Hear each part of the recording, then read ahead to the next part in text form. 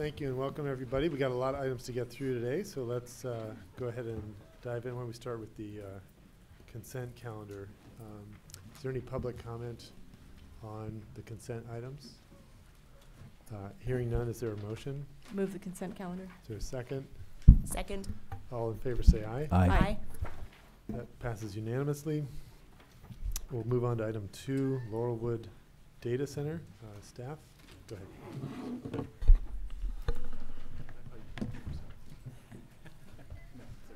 Good morning, Chair, Commissioners. My name's Lon Payne. I am the project manager for the Laurelwood Data Center project. With me is Staff Attorney Nick Oliver. We're here today to present a proposed order appointing a siting committee to oversee a small power plant exemption, or SPPE, proceeding for the Laurelwood project. The SPP option is available for thermal power plants between 50 and 100 megawatts, and pursuant to Public Resources Code Section 25541, the exemption can only be granted if, and I'm quoting here, no substantial adverse impact on the environment or energy resources will result from the construction or operation of the proposed facility. Applicant MECP1 Santa Clara 1 LLC, which of course just rolls right off the tongue, is represented here today by Brian Probst. And they filed their application for an SPP on March 5th, 2019, seeking an exemption from the Commission's power plant licensing requirements. The Laurelwood Data Center consists of 2 server buildings, 56 diesel-fueled backup generators, and associated equipment and connections proposed for construction in the city of Santa Clara. Thank you, and we'd be happy to answer any questions you have. Any questions from the committee? Any additional comments from the public on this item? As read from Laurelwood, sorry, go ahead. Yeah. Thank you, Commissioners. We won't take up too much of your time. We know you're busy today, but we just wanted to thank you for the opportunity to be here before you today, and we just wanted to introduce the project team very quickly. Yeah, I'm Brian Probst. I'm the Senior Project Manager who will be handling the construction and permitting process for EdgeCore Data Centers, which is the long LLC name that you heard earlier. Just wanted to second the thank you for allowing us to be here today and for working with us on this project. Okay, thank you both for joining. Any comments from the public on this? All right, hearing none, is there a motion? Or do we need? I think we should suggest a committee. Yeah. Okay. Do you mean? Sorry. We need. So actually, this is on you, Commissioner Douglas. Correct? Yes, and a second, I think Commissioner Scott might be willing to volunteer. Okay. All right. You've been volunteered. All right, and so with that settled, then it would be Commissioner Douglas presiding, Commissioner Scott, associate member on this committee, and I move approval. Second? I'll second that. Okay. All in favor say aye. Aye. All right, that passes unanimously. Thank you. Thank you for joining us. All right, let's move on to item 3.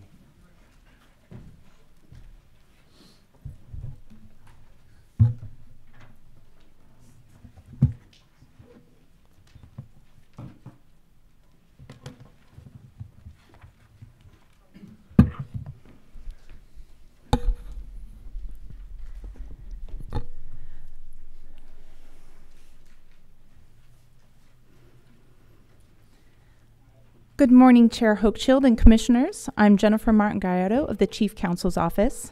I served as a hearing advisor for this matter, which involves California's Renewable Portfolio Standard, or RPS. Beginning in 2011, the RPS required each local publicly owned electric utility to adopt and implement a renewable resources procurement plan that requires the utility to procure a minimum quantity of electricity products from eligible renewable energy resources, including renewable energy credits, as specified percentage of total kilowatt hours sold to the utility's retail end-use customers. For compliance period 1, which was January 1st, 2011 to December 31st, 2013, the governing board of a POU was required to procure quantities of eligible renewable energy resources equal to an average of 20% of retail sales. That procurement was to be balanced between 3 distinct portfolio content categories. The RPS allowed the governing board of each POU to adopt certain measures commonly referred to as optional compliance measures. If adopted in conformance with legal requirements, These optional compliance measures would allow a POU to comply with the RPS program, even if it was unable to procure the required quantity of eligible renewable energy resources. On January 8, 2018, the Energy Commission Executive Director filed a complaint against the Stockton Port District for noncompliance with the RPS for Compliance Period 1. In February 2018, the Commission appointed a committee of Chair Hochschild, Associate Member, and Commissioner Douglas, Presiding Member, to consider the complaint. The complaint alleges that the port failed to meet its procurement target requirement and its portfolio balance requirement. The complaint also alleges that the port was not excused from satisfying these requirements by the application of optional compliance measures because the port failed to adopt optional compliance measures and describe these measures in an adopted RPS procurement plan before the end of Compliance Period 1. The port admits that it failed to meet its procurement target and portfolio balance requirements, but disputes the allegation that it failed to adopt optional compliance measures. The port asserts that its actions either directly or substantially met the relevant statutory and regulatory requirements to adopt optional compliance measures. Staff in the port briefed the legal and factual issues and stipulated to a set of agreed-upon facts. The port provided additional evidence to support its claim that it directly or substantially met the relevant statutory and regulatory requirements to adopt optional compliance measures. Staff has argued that despite the port's noncompliance with the RPS program, the Energy Commission may excuse the noncompliance based on mitigating circumstances and does not need to refer the matter to the California Air Resources Board for penalties. Staff has urged that if the matter is forwarded to the ARB, that no penalties should be imposed. The committee filed a proposed decision on March 29, 2019. After considering the RPS program legal requirements and the evidence presented, the committee issued a proposed decision, which came to the following conclusions. 1. The Port Governing Board did not comply or substantially comply with the requirement to adopt optional compliance measures. Had it done so, the optional compliance measures the Port submitted to the Energy Commission would have excused the noncompliance with its procurement obligations. 2. Significant mitigating factors do exist, but under the RPS program, mitigating factors do not, as a matter of law, operate to excuse the Port's noncompliance. Instead, they are properly considered by the California Air Resources Board at the penalty phase. And 3, the committee suggests that no penalty be imposed by the ARB. The Port filed comments on the committee proposed decision on April 5, 2019, which you have before you. No other written comments on the proposed decision have been received. The Port and staff are here today, and there may also be public comment. I am happy to provide responses to the Port's comments and any other comments after the parties have spoken. We prepared the agenda to afford the opportunity for you to deliberate in closed session if you desire. The committee recommends that you approve the adoption order, which by its terms adopts the committee proposed decision as modified to accurately reflect determinations made today. I am available for questions. Thank you, Jennifer. Any questions of Jennifer before we move on to Stockton? Okay, Justin? Good morning, Justin Nguyen here on behalf of the Port of Stockton. And thank you for the opportunity to speak before you this morning. So the Port of Stockton serves an area of the state that faces high unemployment and poverty, and they were particularly hard hit by the most recent economic downturn, one of the slower areas to recover. And one of the key purposes for the Port of Stockton is to serve as an economic driver for its region, to attract jobs to the port. They have to compete against other regions of the western coast of North America.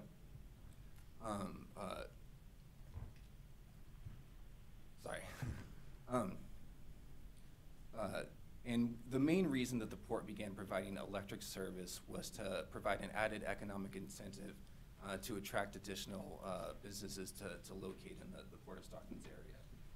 And consistent with this purpose, its early RPS development efforts were focused on developing solar in its service territory so that it could keep its RPS dollars and the benefits and job benefits of that local. And it wasn't until late in the first compliance period that, due to circumstances that were outside the control of the port, that it became clear that the two different solar projects that it was focusing on developing would not be completed in time to meet its RPS procurement requirements in the first compliance period. And at that point, the port had expended significant funds towards those projects, and the additional funds that would have been necessary to meet its RPS compliance requirements in the first compliance period would have likely resulted in a rate spike, and it could have threatened the very viability of the port's utility. And so there's two RPS off-ramps that are relevant to the port's circumstance. There's delay of time to compliance and cost limitation. And the committee proposed decision acknowledges that the port met all of the requirements for both of those elements, except for the express reference to those off-ramps in an adopted RPS procurement plan.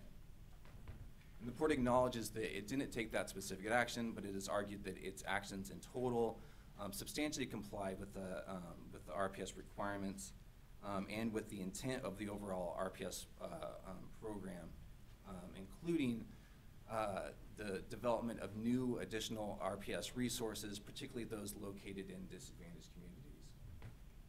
And applying the RPS off-ramps is also consistent with the purpose of those provisions, one for the cost limitation, preventing disproportionate rate impacts, and then for the intent of the delay of time to compliance, protecting a utility and its customers from penalty where their actions have been in good faith, and they've taken reasonable planning efforts, and the result of a project failure is outside of their control. In this situation, the port's board and its customers were well aware of and deeply involved in the efforts to develop these solar resources. The customers and board were also well aware of and briefed of the financial situation for the port's utility and the consequences of a rate increase. And it's not clear how the overall purpose of the RPS program would be further advanced by a simple adoption, or how the purpose of the RPS program would be advanced if a financial penalty was imposed on the port, which would ultimately flow through to its customers. Because of that, the port has urged that the commission should dismiss the complaint on the basis of substantial compliance. Alternatively, the port has supported the recommendation from the executive director that the commission has the authority to dismiss the complaint on the basis of mitigating circumstances, and then in this case, that would be justified. The commission has broad discretion in setting its regulations, particularly for the RPS, and that would necessarily include the ability to put reasonable limits on what would be referred from the commission to ARB. And the ARB has a much more limited role in this process. Their role is limited to determining the penalty amount within the range that aligns with what would be comparable to a CPUC decision, a CPUC penalty for a retail seller, and also collecting those funds.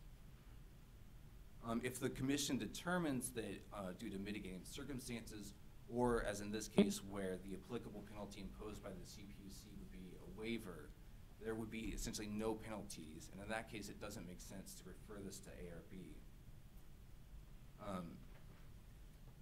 Doing so would be an unnecessary burden, it would waste resources, and it also exposes the utility to a situation where the primary trier of facts, the overseer of the hearings, has determined that no penalty is necessary, yet they're still exposed to significant penalties through the ARB's process. We don't believe that that creates a fair or reasonable process, and we urge the commission to reconsider this and determine that it does have the discretion to dismiss the complaint on the basis of mitigating circumstances. And then finally, the port included in its recommendations that if the commission does approve the committee proposed decision, there are certain findings of fact and conclusions of law that we would recommend amendments to. One of the primary ones is the committee proposed decision's determination that the port would have met the requirements for waiver under the CPUC's process. That's clearly a legal determination, and it is very relevant to ARB's role in determining what a comparable penalty would be under their process. Great, thank you. Any public comments before we turn it over to commissioner discussion? No, staff, you want to respond to that? Yeah. Sure, it'll be short and sweet. Courtney Smith, Chief Deputy. I'm joined by Gabe Herrera from our Chief Counsel's Office. Staff don't have any additional arguments or facts to present to you that have not already been discussed in the matter. Staff support the committee's proposed decision, and we're happy to answer any questions. Great, thank you. Okay, Jennifer, would you respond to what if you'd like to make a response to what you heard? Sure, I'm happy to. Thank you. The Port did file comments in the proposed decision, and I will respond to each comment in turn. First, the Port asserts its arguments that the Port substantially complied with requirements to claim optional compliance measures. The committee disagreed with the Port on this point. At pages 8 and 9 of the proposed decision, the committee explained that the legal doctrine of substantial compliance is not available when a statute's requirements are mandatory. The legislature explicitly imposed a duty on POU governing boards to adopt optional compliance measures if a POU wanted them available to excuse noncompliance with procurement requirements. The committee found this statutory requirement to be essential to the promotion of the RPS program's overall design and goals. The Port's governing body never took a vote or passed a resolution to adopt optional compliance measures. Because the committee found that this type of formal action by the governing board is a mandatory requirement to comply with the RPS program statutes, the committee found that the doctrine of substantial compliance is not available here. I recommend that the commission uphold the determination made in the proposed decision. Okay, thank you. Any public comments? There's a few more. There's more. Okay. Sorry, there's a few more. Second, the Port reasserts its argument that the commission has broad authority to dismiss the complaint based on mitigating circumstances. The committee disagreed. As explained in the proposed decision at pages 12 and 13, the committee found that mitigating circumstances do not waive or excuse noncompliance. Rather, they are properly considered by the Air Resources Board at the penalty phase should a matter be referred to the ARB. In this matter, the committee determined that the Port did not meet its procurement obligations, and its governing board did not adopt optional compliance measures to excuse that noncompliance. The committee further determined that significant mitigating factors exist, and because of them, recommended that no penalty be imposed by the Port because of its noncompliance. The committee's actions in this regard are entirely consistent with the requirements set forth in the Commission's regulations for adjudicating alleged RPS noncompliance. Also, Section 399.30 states in pertinent part, upon a determination by the Energy Commission that a local publicly owned electric utility has failed to comply with this article, the Energy Commission shall refer the failure to comply with this article to the State Air Resources Board, which may impose penalties.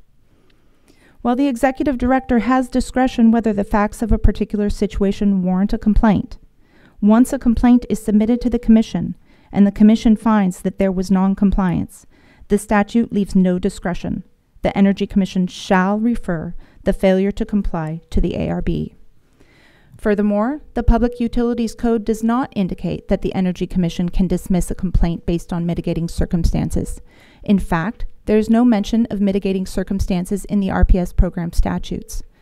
Mitigating circumstances are mentioned in Title 20, Section 1240, subsection G, which states that the decision may also include findings regarding mitigating and aggravating factors upon which the California Air Resources Board may rely in assessing a penalty. For these reasons, I recommend the Commission uphold the determination made in the proposed decision. Third, the Port requests that the findings of fact should be amended to accurately reflect the financial burden to the Port and its communities. The proposed decision at Finding of Fact E states, a financial penalty would reduce the Port's ability to procure renewable energy resources in future compliance periods. The Port requests the Commission add more to this finding to include the statement, and would increase costs to the Port's customers in an area of the state that faces disproportionately higher rates of unemployment and poverty. The Port's request is largely consistent with the language contained in the body of the proposed decision at page 16. The Port request the language state that the area in which the Port is located faces disproportionately higher rates of unemployment and poverty, but there is insufficient evidence in the record on proportionality to support the specific language requested. But it would be appropriate, if the Commission so chooses, to amend Finding of Fact 5E to read in full, a financial penalty would reduce the Port's ability to procure renewable energy resources in future compliance periods and would increase costs to the Port's customers in an area of the state that faces high levels of unemployment and poverty.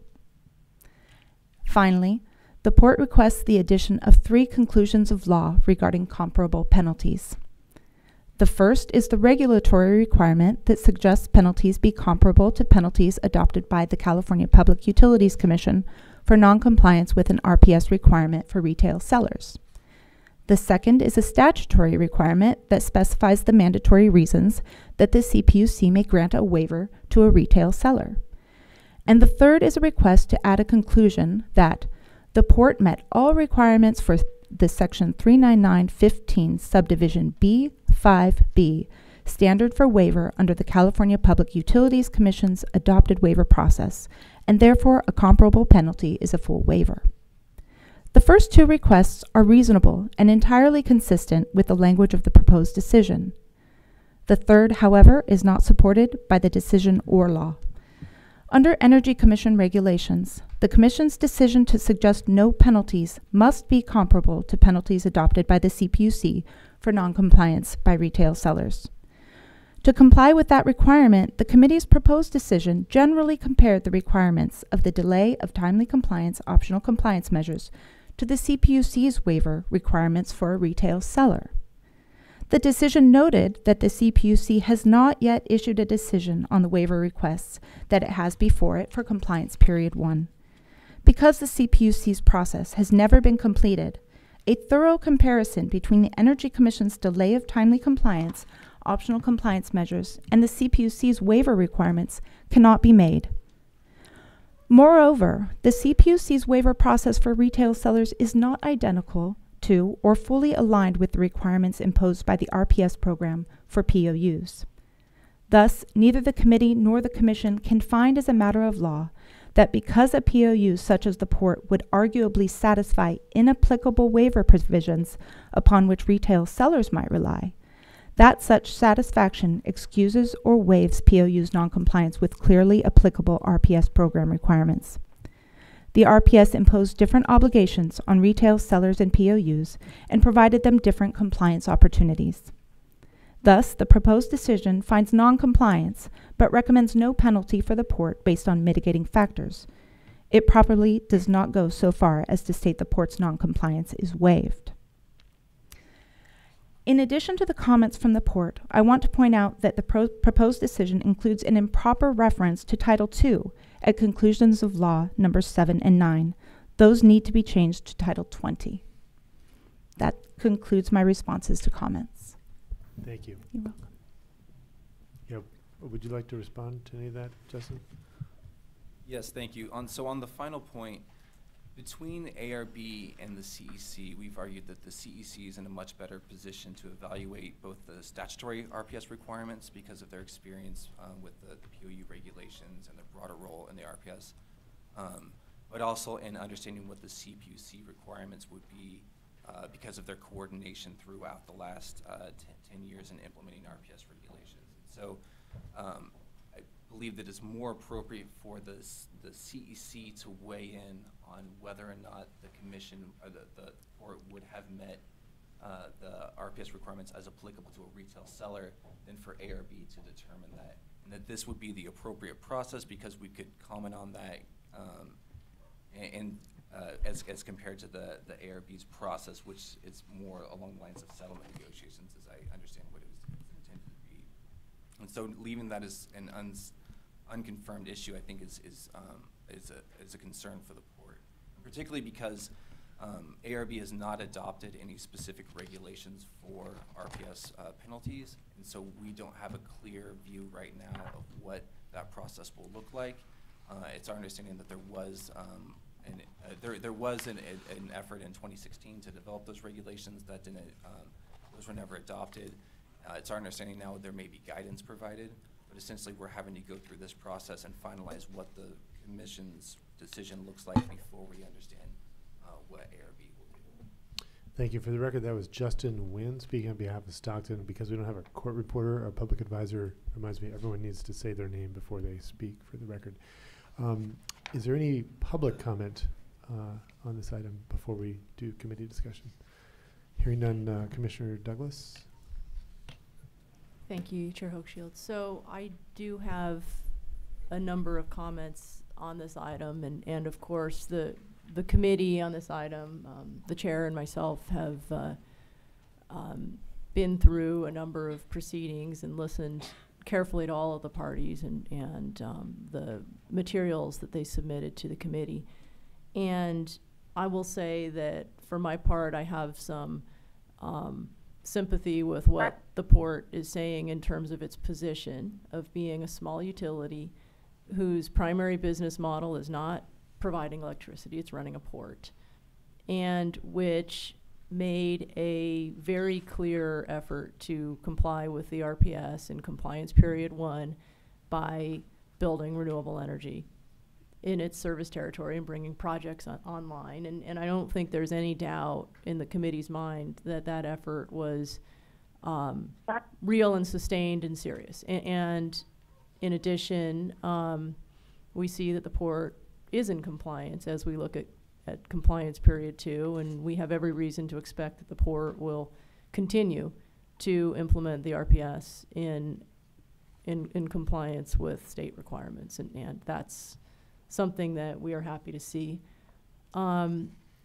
So in terms of the committee's decision, though, we have to be very mindful of what our role is and what role the legislature provided to other agencies.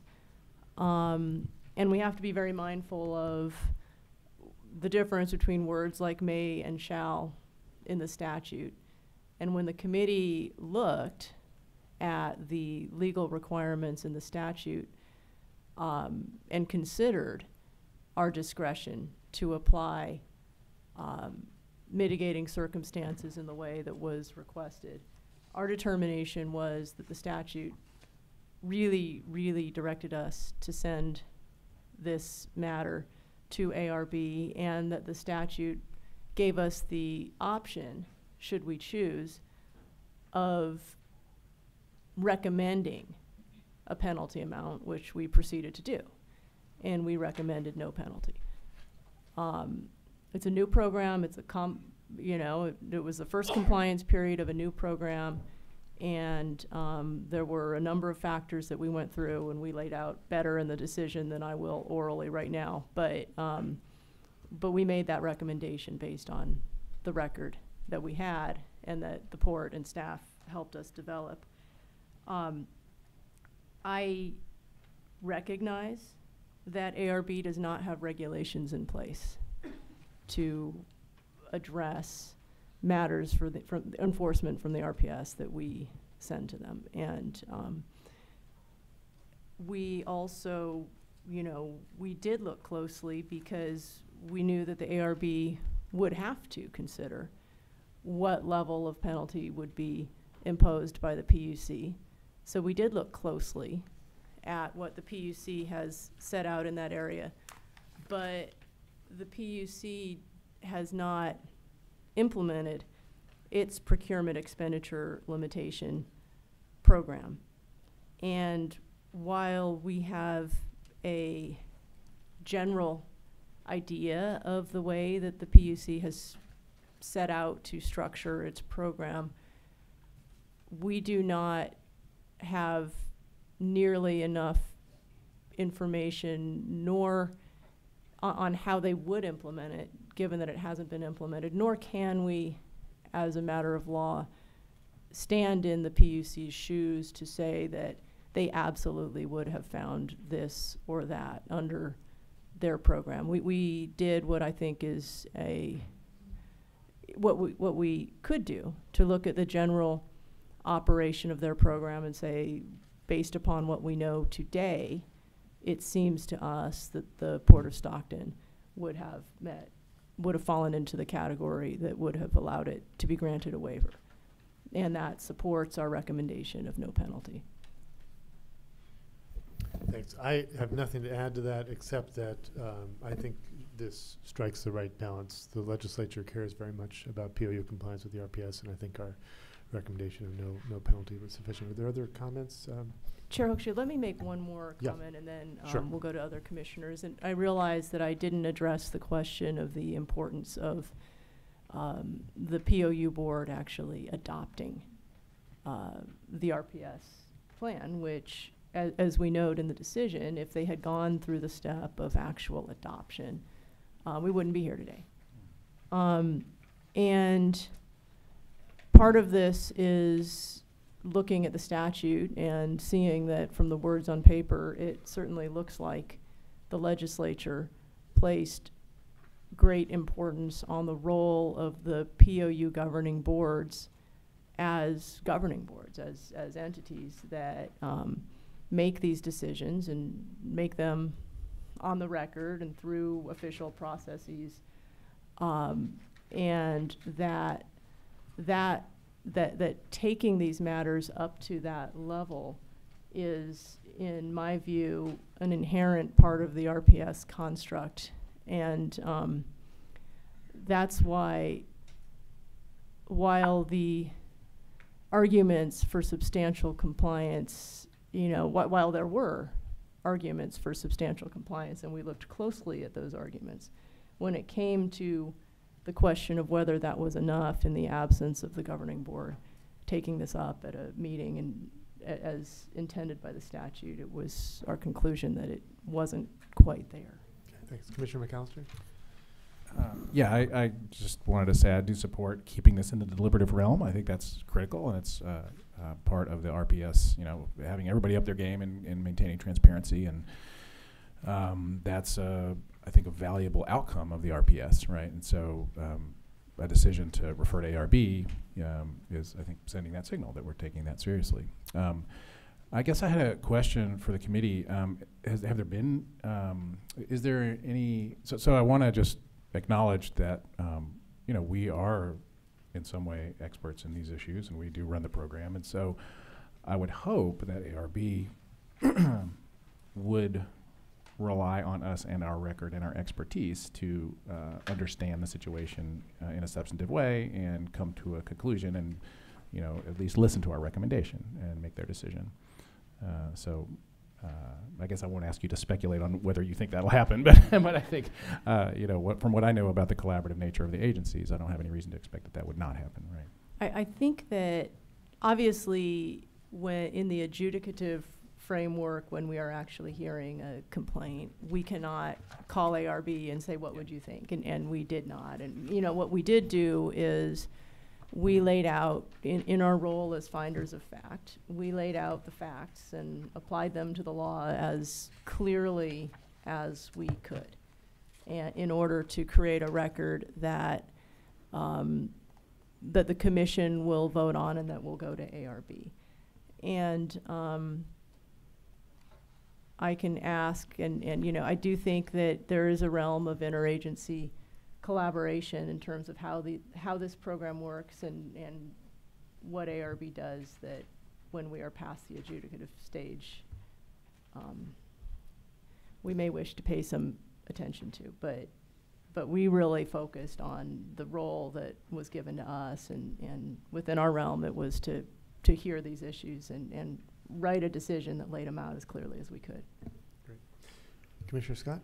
Sure, I just wanted to weigh in. I received an excellent briefing on this matter and reviewed the materials, and I think given the complexities of the statute and what's required and when and where in the sequencing, that you've struck the best balance that you can here. So just wanted to add that. Thanks. Is there a motion? I will make a motion, and I will make a recommendation, actually, that we make not all, but a couple of the changes to the decision suggested by the port. And that would be, and I'll just read it in the form of a motion. That would, so I will move to approve and adopt the committee proposed decision with the following changes. Change number 1, modify finding of fact 5E to read in full. A financial penalty would reduce the port's ability to procure renewable energy resources in future compliance periods. That's there already, and here's the change. And would increase costs to the port's customers in an area of the state that faces high levels of unemployment and poverty. So that statement, which the court asked us to add, is in our record and supported by our record. Modification number 2, add conclusion of law number 10 to read, Title 20, California Code of Regulations Section 1240 subdivision G requires that any suggested penalties shall be comparable to the penalties adopted by the California Public Utilities Commission for noncompliance with an RPS requirement for retail sellers, period. That's suggested by the port, and we think that's supported. Modification number 3, add conclusion of law number 11 to read. Section 399.15 subdivision B5 specifies the mandatory reasons that the CPUC may grant a waiver to the retail seller. And then the only other modifications are to correct typographical errors. Modification number 4, correct typographical errors in conclusions of law number 7 and 9 to properly reflect that the reference is to Title 20. So with those modifications, I move to approve and adopt the committee proposed decision. Thank you, Commissioner. Is there a second? Second. All in favor say aye. Aye. This motion passes unanimously. Thank you to the parties. Let's move on to item 4.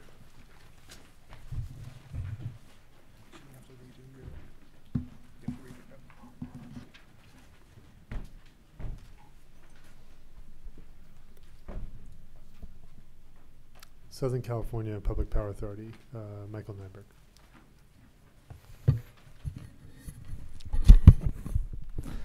Good morning, Chair Hochschild, Commissioners. My name is Michael Nyberg, and I am the Program Manager for the Emission Performance Standard in the Energy Assessments Division. The Emission Performance Standard limits long-term investments in baseload generation by the state's utilities to power plants that meet a carbon dioxide emission limit of 1,100 pounds per megawatt hour. On March 18th, the Southern California Public Power Authority submitted a compliance filing requesting a determination that their power purchase agreement for geothermal energy is compliant with the emission performance standard. This compliance filing is for the procurement of up to 16 megawatts of capacity from the Mammoth Casa Diablo 4 geothermal facility in Mono County. The facility is currently pre-certified under the Renewable Portfolio Standard. Staff has evaluated SCAPA's compliance filing and concludes that their power purchase agreement is compliant with the EPS, as Casa Diablo 4 meets the criteria of a renewable electric generation facility. Staff recommends the Energy Commission find that the covered procurement complies with the Energy Commission's emission performance standard. Thank you. Is there any public comment on this item in the room or on the phone? Okay, Commissioner discussion? None? Hearing none, is there a motion? Move approval. I'll second.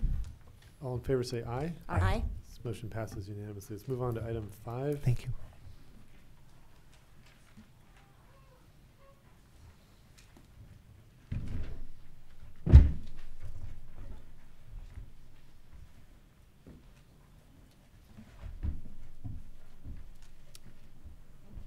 This is on me, sorry. Petition requests a rulemaking hearing. The Commission will now consider an act to approve or deny the petition submitted by Atlas Copco, North America, and Quincy Compressors for a rulemaking hearing to amend or repeal portions of the commercial and industrial air compressor regulations adopted by the Energy Commission on January 9th, 2019. Because commissioners are the moving parties, they will present their arguments first. Commission staff may then respond, and petitioners will have the final say in reply to staff's arguments. So let's begin with the petitioners. Good morning. My name is Michelle Chester with Somax Simmons & Dunn, and I'm here today on behalf of Atlas Copco North America and Quincy Compressors. With me on the phone are Russ Randall and Dave Prater. With Atlas Copco, we do appreciate the opportunity to bring their petition before you today. Commission staff and Commission Council's comments regarding the implementation of air compressor efficiency regulations adopted by the Commission at the January 9th business meeting did address several points of uncertainty for Atlas Copco, Quincy Compressors, and other market participants.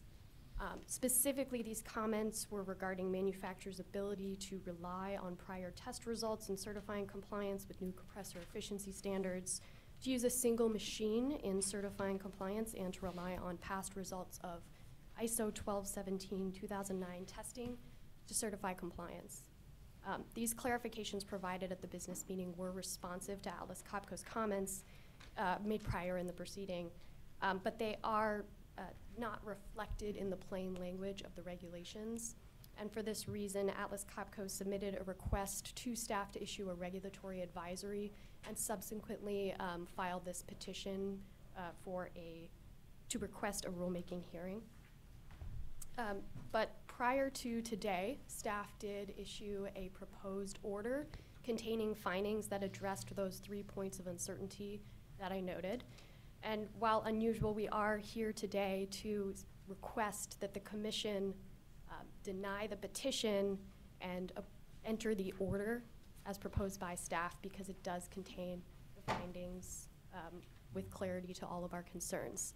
I would note that while the Department of Energy's model rulemaking does have some points of uncertainty in it and ambiguity, to the extent that the Energy Commission can clarify within its jurisdiction the rulemaking as it exists today, it has done so through staff's recommended order. So for that reason, we don't have anything further. We do recommend that you enter staff's proposed order that was posted before the business meeting today.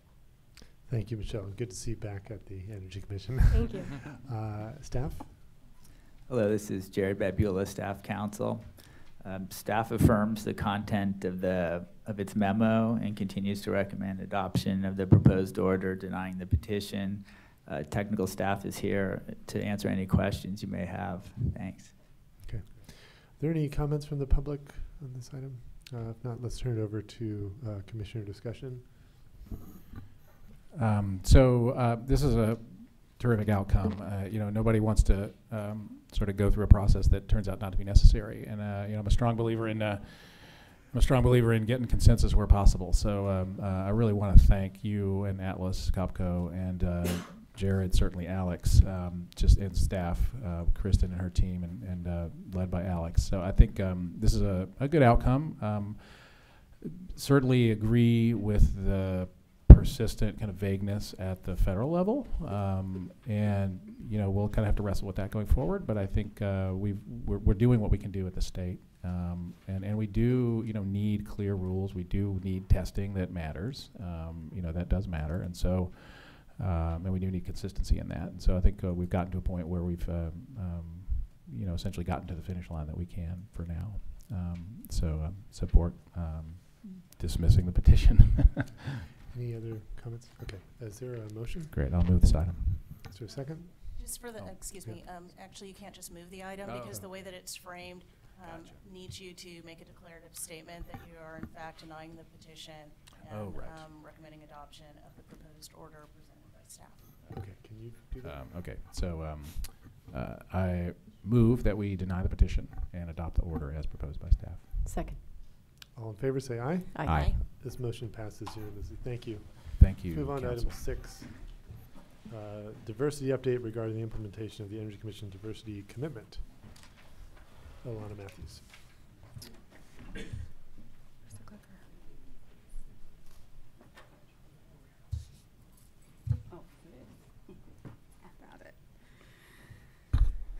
Good afternoon, Commissioners. I am pleased to present as an informational item the 2018 Diversity Update, along with each Deputy Director whose divisions have programs that are actively engaged in implementing our diversity initiative and commitment, which broadens opportunities in clean energy funding, programs, and policy.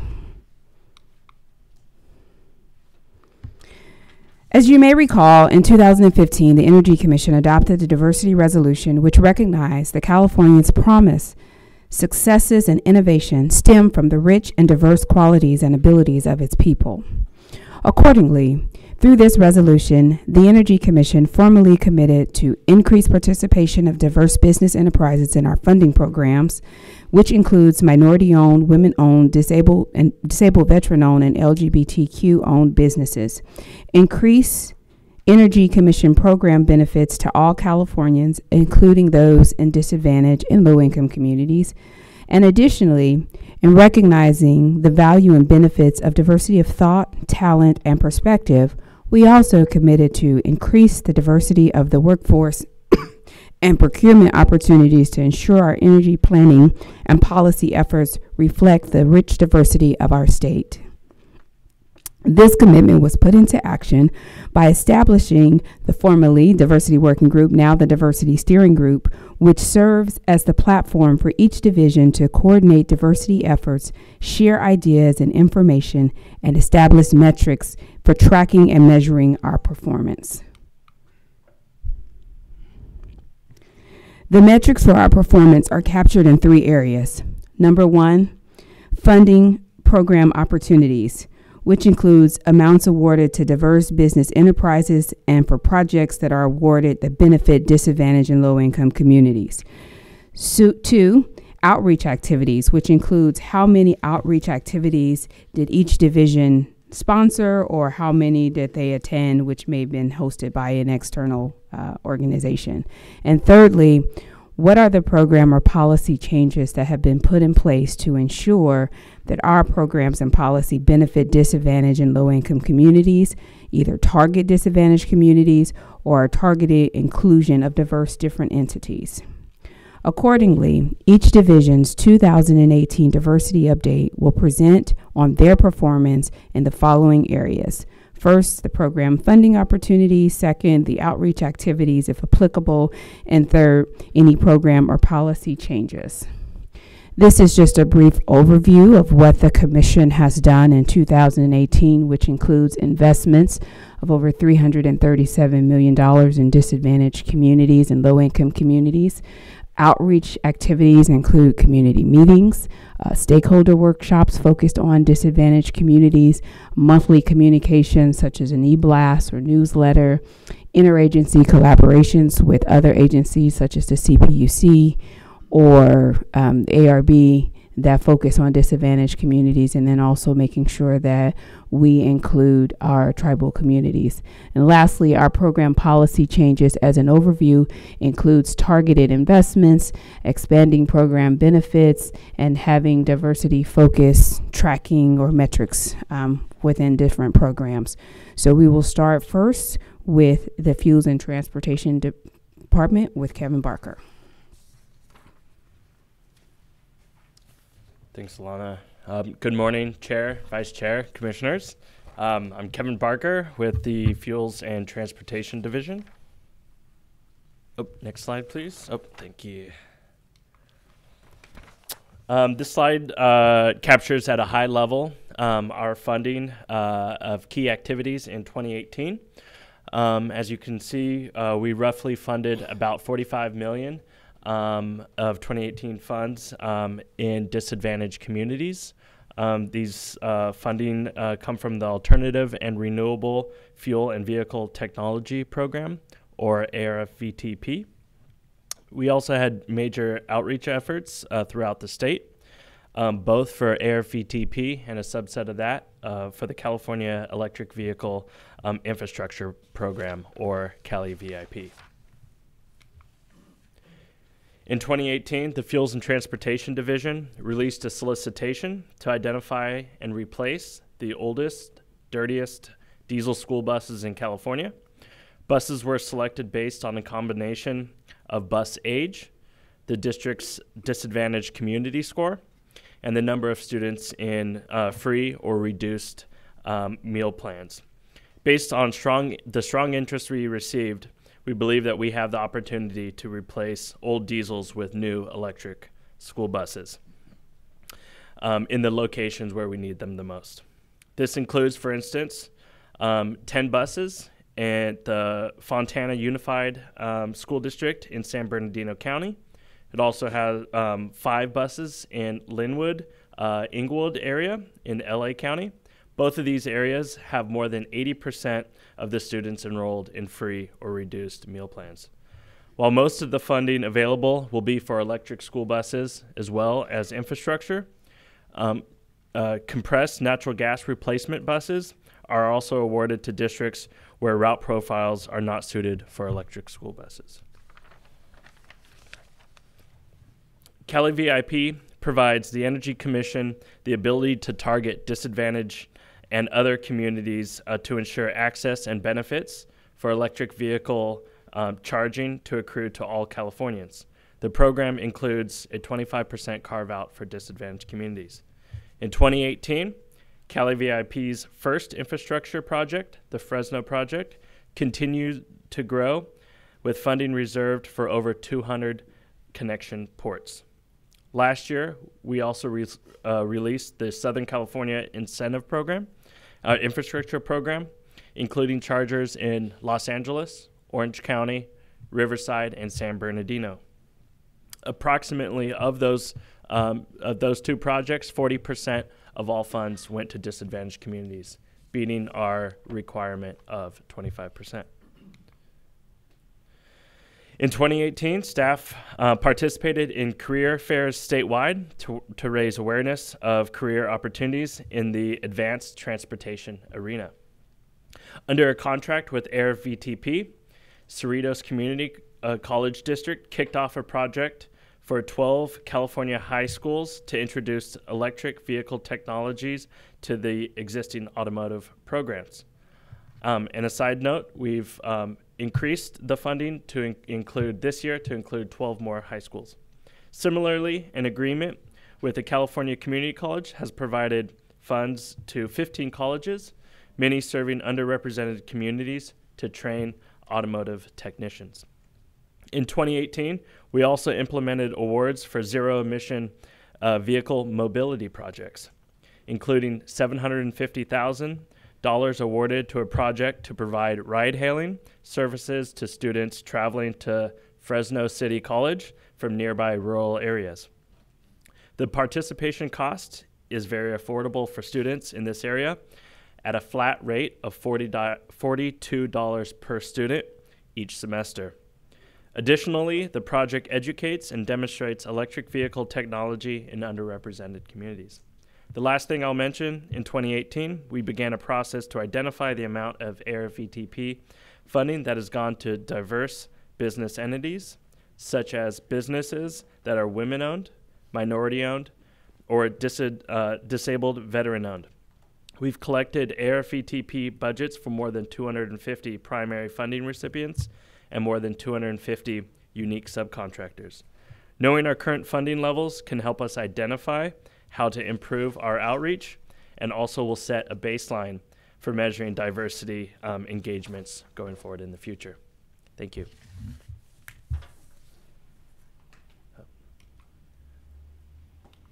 Next, we have Energy Research and Development Division. Lori. Good morning. I'm Lori Tenhope, and I'll be providing the overview for Energy Research and Development. Here on the first slide is an outline of the investments, the outreach meetings that we've conducted, and the policy and program changes that have been incorporated into the program, and that I'll go through one by one in the following slides. So first, our strategy for outreach is really three-pronged. The first is really to increase the engagement with communities through face-to-face meetings. We've been to multiple communities around the state to really get a better understanding of what the needs are in disadvantaged communities and then incorporate those into our solicitation opportunities. And we've incorporated input into our solicitations in a couple of ways. We've, on some of our solicitations, we've designed preference points or set-asides where the certain amount of the funding would be set aside for projects in disadvantaged communities or low income. And in others, we've taken the input to design a solicitation specifically around the needs of the community. For example, looking at what the efficiency opportunities would be for retrofitting multifamily low income rental units. For the first part of our strategy is really to make sure that we comply with Assembly Bill 523. And that bill requires that 25% of our demonstration projects be in underserved communities, and that 10% of the projects be in low-income communities, and that we also take into consideration to the greatest extent possible what the health impacts of the projects would be to the community. So that's a new element in addition to the goals that the Energy Commission set for itself that we needed to really think about and engage with the communities on how to incorporate that. We've done our outreach through a couple of different strategies. First was to engage with workshops in Fresno and Diamond Bar, specifically to take input on the criteria that we would consider as we're scoring proposals in compliance with 523. So like, what are the definitions for low income? What are the definitions for disadvantaged communities? How would we evaluate health impacts or health benefits, plus or minus, in our proposals? We also partnered with the public advisor to do outreach and really hear from communities what are the community needs and how might they best want to participate in our programs and increase the awareness of this opportunity and the opportunity to be part of these projects in a significant way.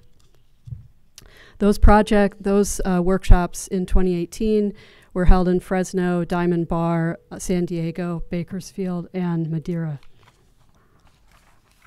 To provide just a couple of examples of projects that have provided some benefit in these communities, the first one I want to highlight is OhmConnect.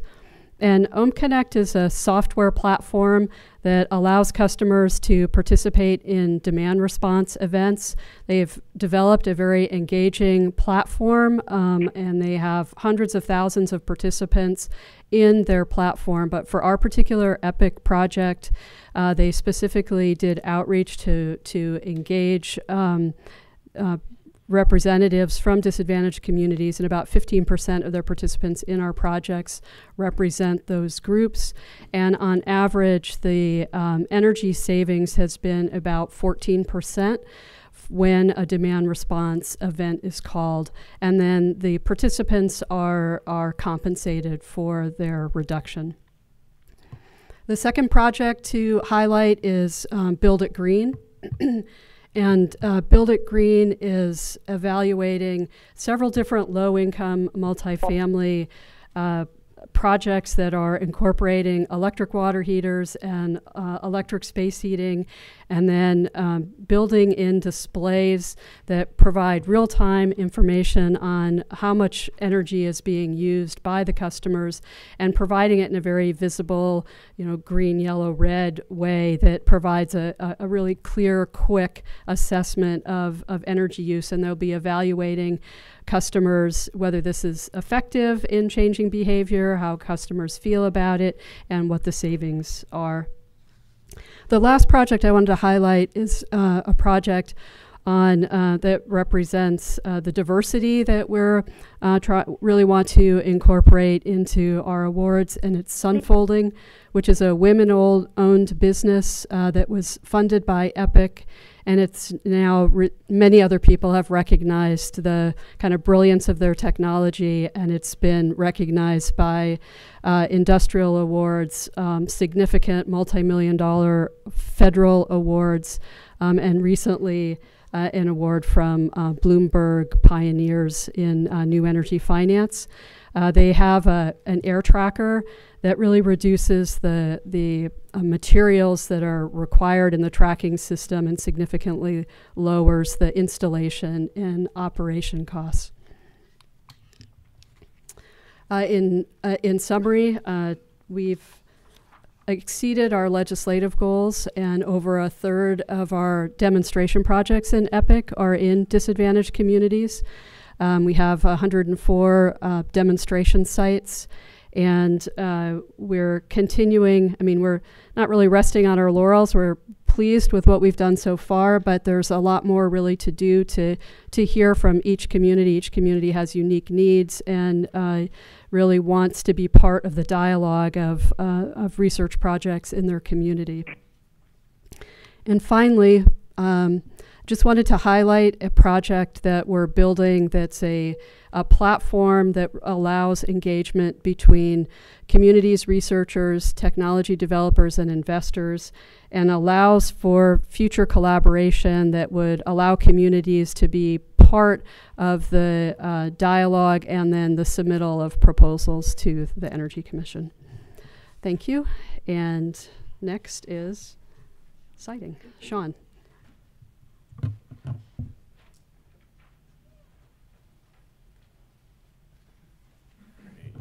Thank you, Laurie. Good morning. My name is Sean Pittard. I'm here for STEP today, the Siting, Transmission, and Environmental Protection Division. And as you know, it's our responsibility to encourage meaningful public participation when we conduct our SECRA reviews of proposed new generating facilities, changes to existing facilities, and exemptions to the Commission's process. So we coordinate closely with the Public Advisor's Office, reach out to local elected officials, community groups, and tribal governments. We conduct tribal consultations through our tribal liaison in accordance with our own CEC policy and with CEQA requirements. We identify disadvantaged communities using the Cal EnviroScreen model, and we use this model as part of our screening level analysis when performing human health risk assessments. We use U.S. Census data to identify environmental justice communities, which include minority populations and low-income populations. We also use U.S. Census data to identify populations experiencing linguistic isolation.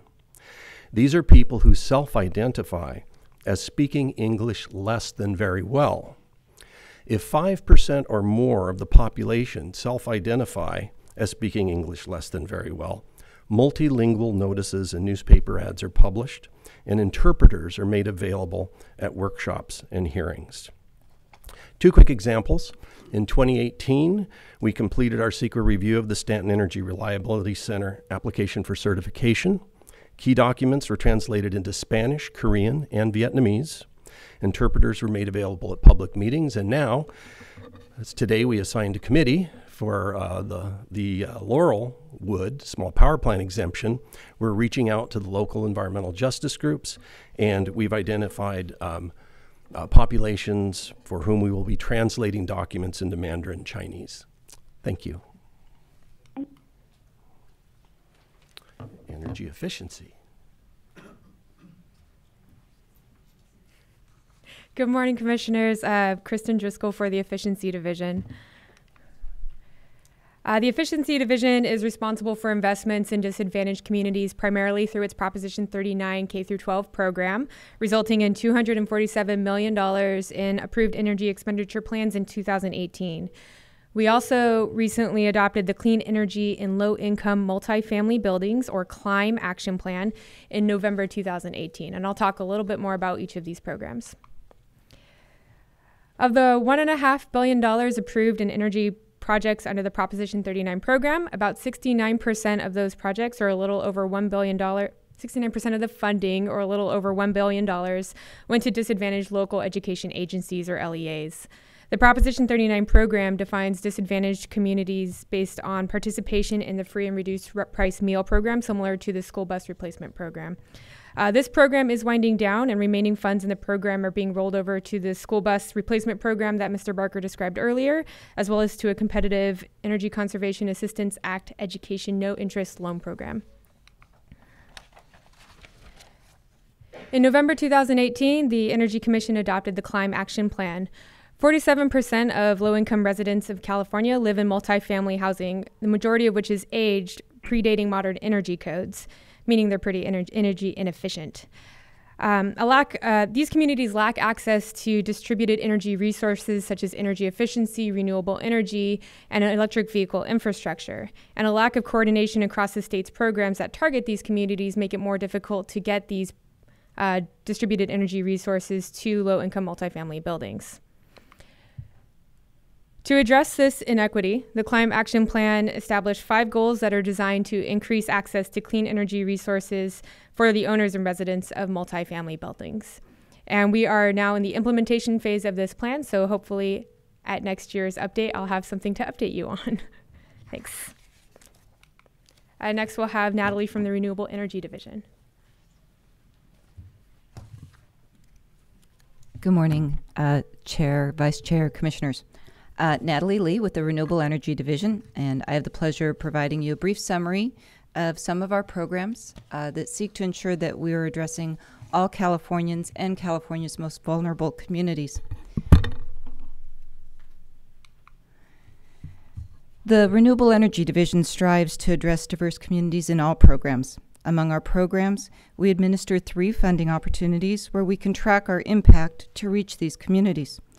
These are the New Solar Homes Partnership, or NSHP program, the Renewable Energy for Agriculture program, or REAP, and the Geothermal Grant and Loan program. As you see in this summary, each of these programs has provided funding that benefited disadvantaged and low-income communities in 2018. Our outreach activities across all 3 programs also supported participation and communication with our program stakeholders. And in one case, the REAP program, the outreach conducted led to specific program design changes to facilitate increased participation. I'd like to talk about each of these with just a bit more detail. The New Solar Homes Partnership program, which has been providing funding for a decade now, reached its encumbrance deadline in early 2018. We saw a large increase in reservations in advance of the deadline, and NSHP staff conducted specific outreach to affordable housing, project developers, and solar installers to encourage their participation in advance of the deadline. And these efforts paid off, coupled with our earlier program changes to minimize and streamline participation for affordable housing and to provide additional incentives for disadvantaged communities. We were able, in the first 5 months of 2018, to encumber over $16 million in funding for affordable housing projects. $8 million of this funding was in disadvantaged communities. This represented a 200% increase in a 5-month period as compared to 12 months in 2017. Over the life of the NSHP program, we've been able to encumber funds for nearly 400 affordable housing projects, bringing solar to thousands of low-income households. Moving on to our second program. In 2018, staff had the unique opportunity to design and implement an entirely new program for the Energy Commission. The REAP program, Renewable Energy for Agriculture, provides funding for renewable energy projects for a previously underserved community, agricultural operations throughout the state. Rural agricultural communities tend to have a high representation of low-income areas and households, and have previously had limited access to incentive or grant programs with a focus on renewable energy. To reach this new audience, staff partnered with key agencies and individuals that are points of influence in their communities. With the assistance of the California Farm Bureau and the California Department of Food and Agriculture, we conducted workshops in agricultural communities up and down the state. The feedback received helped us to design a streamlined application, a new budget process, and a project schedule that aligned best with a farmer's calendar. The program was designed to include participation goals for priority populations, and staff's program design and extensive outreach efforts, supported by our internal teams from media, graphics, government affairs, and the public advisor, led to an extremely successful first solicitation. The solicitation, which was conducted in early 2019, was oversubscribed. We recently posted the notice of proposed awards, encumbering all of the available $9.5 million in 45 projects across 22 different counties. Of the proposed awardees, 16 are in disadvantaged communities with a requested funding of over $3.5 million, representing 40% of the program awards and exceeding our program goal of 25%. 22 proposed awardees are located in low-income communities with a requested funding roughly $5.6 million, representing nearly 60% of program funding. If a majority of the projects are completed as proposed, the REAP program will be one of the state's most successful climate investment programs in reaching priority populations. I look forward to providing you updates on this program next year. And turning to our geothermal grant and loan program, we funded a technical assistance project with the Department of Conservation's Division of Oil, Gas, and Geothermal Resources in 2018. Many of the state's geothermal areas exist in rural or remote areas that are very near low-income and disadvantaged communities. As shown on this map, the Department of Conservation team identified roughly 30 undeveloped low-temperature geothermal wells that could potentially pose a risk to public health and safety if not properly closed. This contract was created to support the development of abandonment and plugging plans for these wells. We ultimately developed plans for 13 of the wells, 12 of which lie in low-income communities, excuse me, with median incomes at or below 80% of the statewide median income. One lies within a disadvantaged community. Staff are currently exploring funding the actual abandonments of these wells.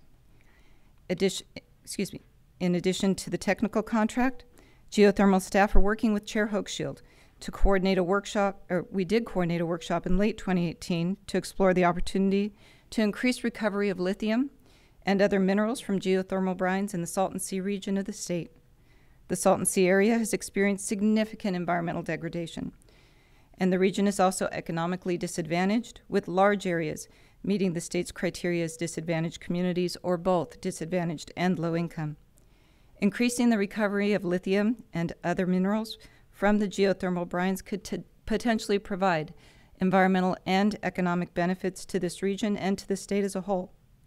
Efforts on the lithium recovery from geothermal brines initiative are continuing into 2019 with an inaugural task force meeting planned for May in Imperial County. Again, I look forward to bringing you more information on these efforts in the coming months, as well as the division's efforts to ensure all of our programs serve every community in the state. And with that, I'll turn this over to Rob Cook from the Administration Financial Management Division.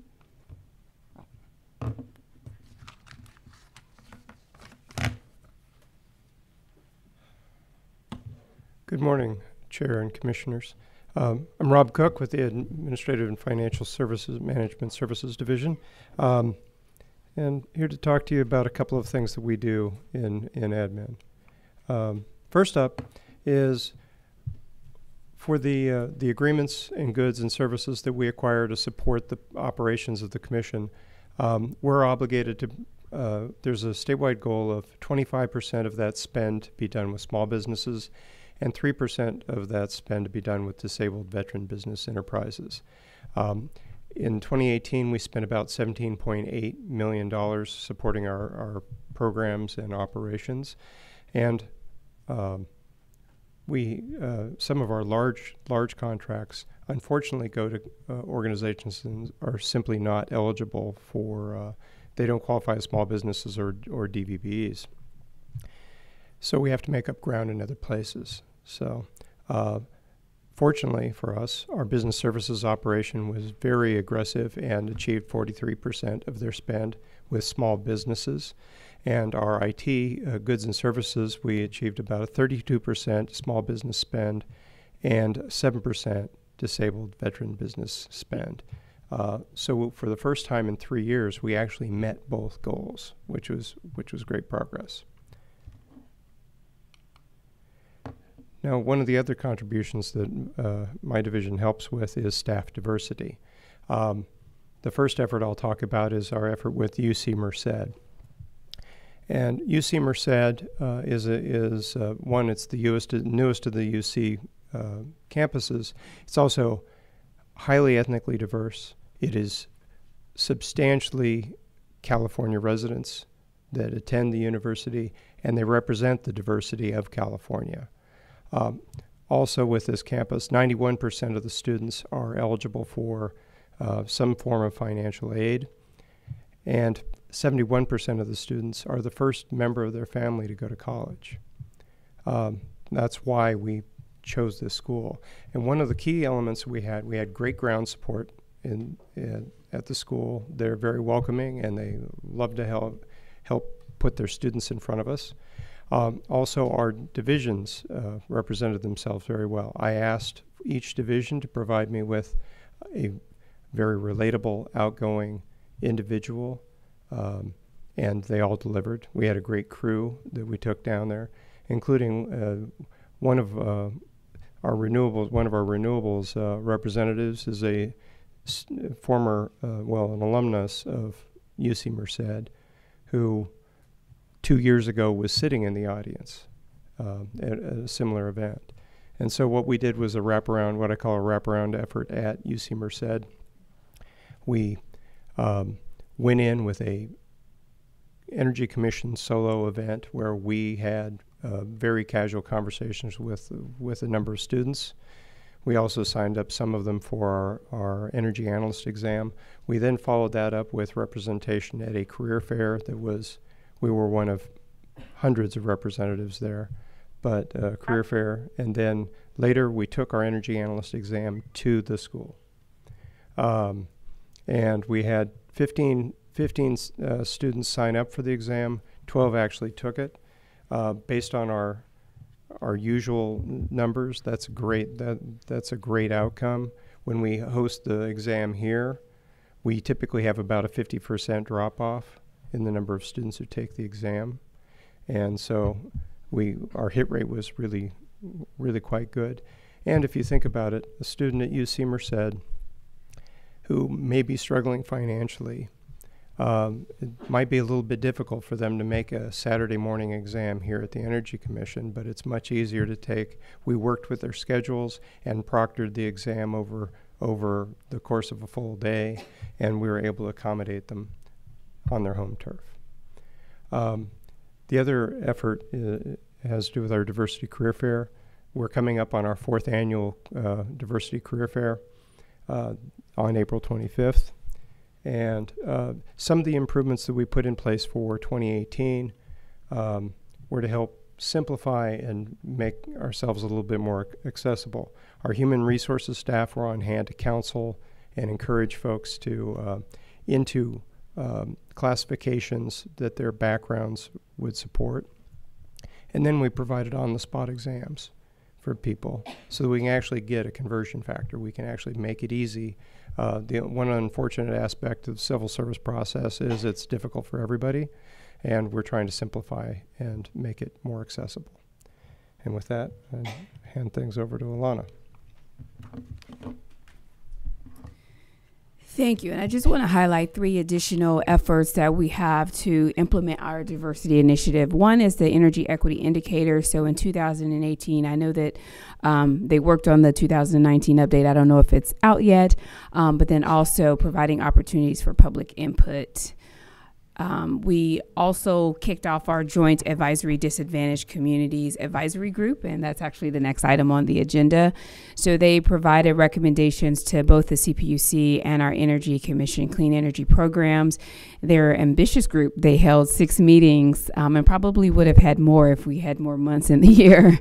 And then they also created a document, which is the Energy Equity Framework. And I really wanted to highlight that because I think internally, both commissions, we have this technical expertise, but not necessarily the disadvantage and diversity.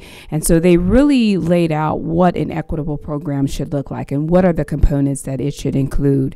And similar to SB 350 legislation that said there should be an economic piece when you're looking at barriers to renewable or energy efficiency investments, they really also included that feature as well, so looking at workforce development. And then lastly, we have the Summer Institute in Energy Law and Policy internship program. Previously, we had 12 students, and they kind of did an institute and got an overview of key issues. This year, we actually were we had less students, but we had more opportunities. We were able to provide them with real work experience, and they're actually motivated. So as they all graduate this year, are pursuing college degrees in some form of energy related fields. And so with that, one of my other roles as the public advisor is to make recommendations to the commission. And so the recommendation that I have, excuse me, my voice is a little groggy. The recommendation that I have is that next year, instead of having a business meeting item, I think it would be good to have a special en banc. Because the work of our diversity commitment is so important, we really need to take the time to see not just what projects we have in geographic locations and not have a geographic-based equity program, but really human beings that live in those disadvantaged communities. And it was nice to see some of the projects call out how it's actually benefiting. But I think that would be a really good idea, and perhaps we can have input from the commissioners. We can invite advocates and organizations so that they can have exchange, and then include a presentation perhaps from our executive office to give that high level view of how they are really supporting this initiative. So with that, I will say thank you. Well, Alana, let me thank you. I just want to acknowledge you have really distinguished yourself on this. I mean, this is an A+ effort. I really just want to say thank you for all this, and to all the deputies. Really proud of all of you. You know, just the work you're doing. This kind of inclusion, we're trying to build an energy commission and an energy industry that looks like California. Okay, that's what we're trying to do. This is a foundational issue for the governor and for all of us, and so this is a priority, and I just want to thank you for really putting your heart and soul into this. And you know, with respect to the en banc, I am now engaged with Steve Burbrick and President Picker in discussing actually a number of issues that I would like to do actually an en banc, not just with the PUC, but also with the ISO, where we bring up, there's a bunch of issues that I think we need to be talking about together, including you know, how to better prepare for the fire season and so forth. And I think this is absolutely one we should include in that. So thank you for that suggestion. Were there any other comments from the public on this item, or from fellow commissioners? Yep. No public comment? Okay. Yeah, no public. Yeah. Yeah, Alana, I also want to say thank you so much to you for your leadership and your engagement and your enthusiasm, and also to all of our division directors across the organization for their leadership here. I feel like we're really not just talking the talk, but we're walking the walk in this space, and it just can't be overemphasized how important it is to have low-income communities and communities that are you know, Cal and virus green disadvantaged communities to be part of this clean energy transition. And not only are they part of the clean energy transition, they're helping lead it in many ways. And so it's exciting to see the projects that folks were talking about across the commission. And so I really just want to commend everyone. It's just terrific to see to me, the projects, and I'm really proud of the work that the commission is doing. And I think, you know, we're always open to thoughts and ideas and ways to improve and to keep getting better at this. And so it's a really nice transition, I think, from this presentation to the presentation from our Disadvantaged Communities Advisory Group, where they've put great suggestions together for us for how to do this. So I just want to say thanks again to everybody. I think this is really good work. Great, and I'll just second that. I appreciate your work, Alana. I appreciate the work of all the deputy directors to really implement this vision and perspective in their own programs and divisions. And I look forward to much more of this as we move forward. I want to also thank Alana. I agree, this is completely fundamental. And in fact, not only is it the right thing to do to really reach as far as we can into the communities and have the commission and our work reflect California's diversity, but we're not going to reach, from a self-interest point of view, we're not going to reach our goals if we don't completely engage with all Californians and enable them to participate. And the upside, it could be a serious jobs driver. I mean, there are the U.S. Energy and Employment Report came out a few weeks ago, and there are 400,000 clean energy jobs in California, and we could double or triple that. And many of those new jobs are going to be in disadvantaged communities, and they're going to be good jobs. They're going to be installation jobs. They're going to be technical, jobs. They're going to be local jobs. They're going to be non-exportable jobs. And so it's just there's so much upside, but we have to actually do the work and do the lifting. And I want to just make one more plug for language diversity in what we do. I really, 40% of California speaks Spanish. And so I just think it's critical because a lot of those construction jobs are actually going to be in the Latino community, more than, I think, disproportionately so, actually, and the African-American community, and just in these communities we're trying to reach. And so I think, we could do, we're doing a lot and we're doing really well, but I think we could actually do better and be more inclusive on the language front. And I really like it when we go to, when we're doing siting work, or, we did a workshop. We're going to do a roadshow of workshops around the state for the Efficiency Action Plan. I really like when we show up and we can actually legitimately and directly communicate with those communities who don't have English as the first language. So it's really important. Great. Well, thanks to all. Let's move on to item 7. And if I can just say, I also want to thank all the deputies and to my staff, because it's not easy and we're always there a lot of times, kind of, I feel like pushing the envelope, and sometimes it's going from the abstract. So I really appreciate everyone's effort to be open and receptive and to continue to work with us. So moving on to item 7, I would like to bring up Mr. Tyrone Williams, who is chair of the Disadvantaged Advisory Group, and he will present their first annual report.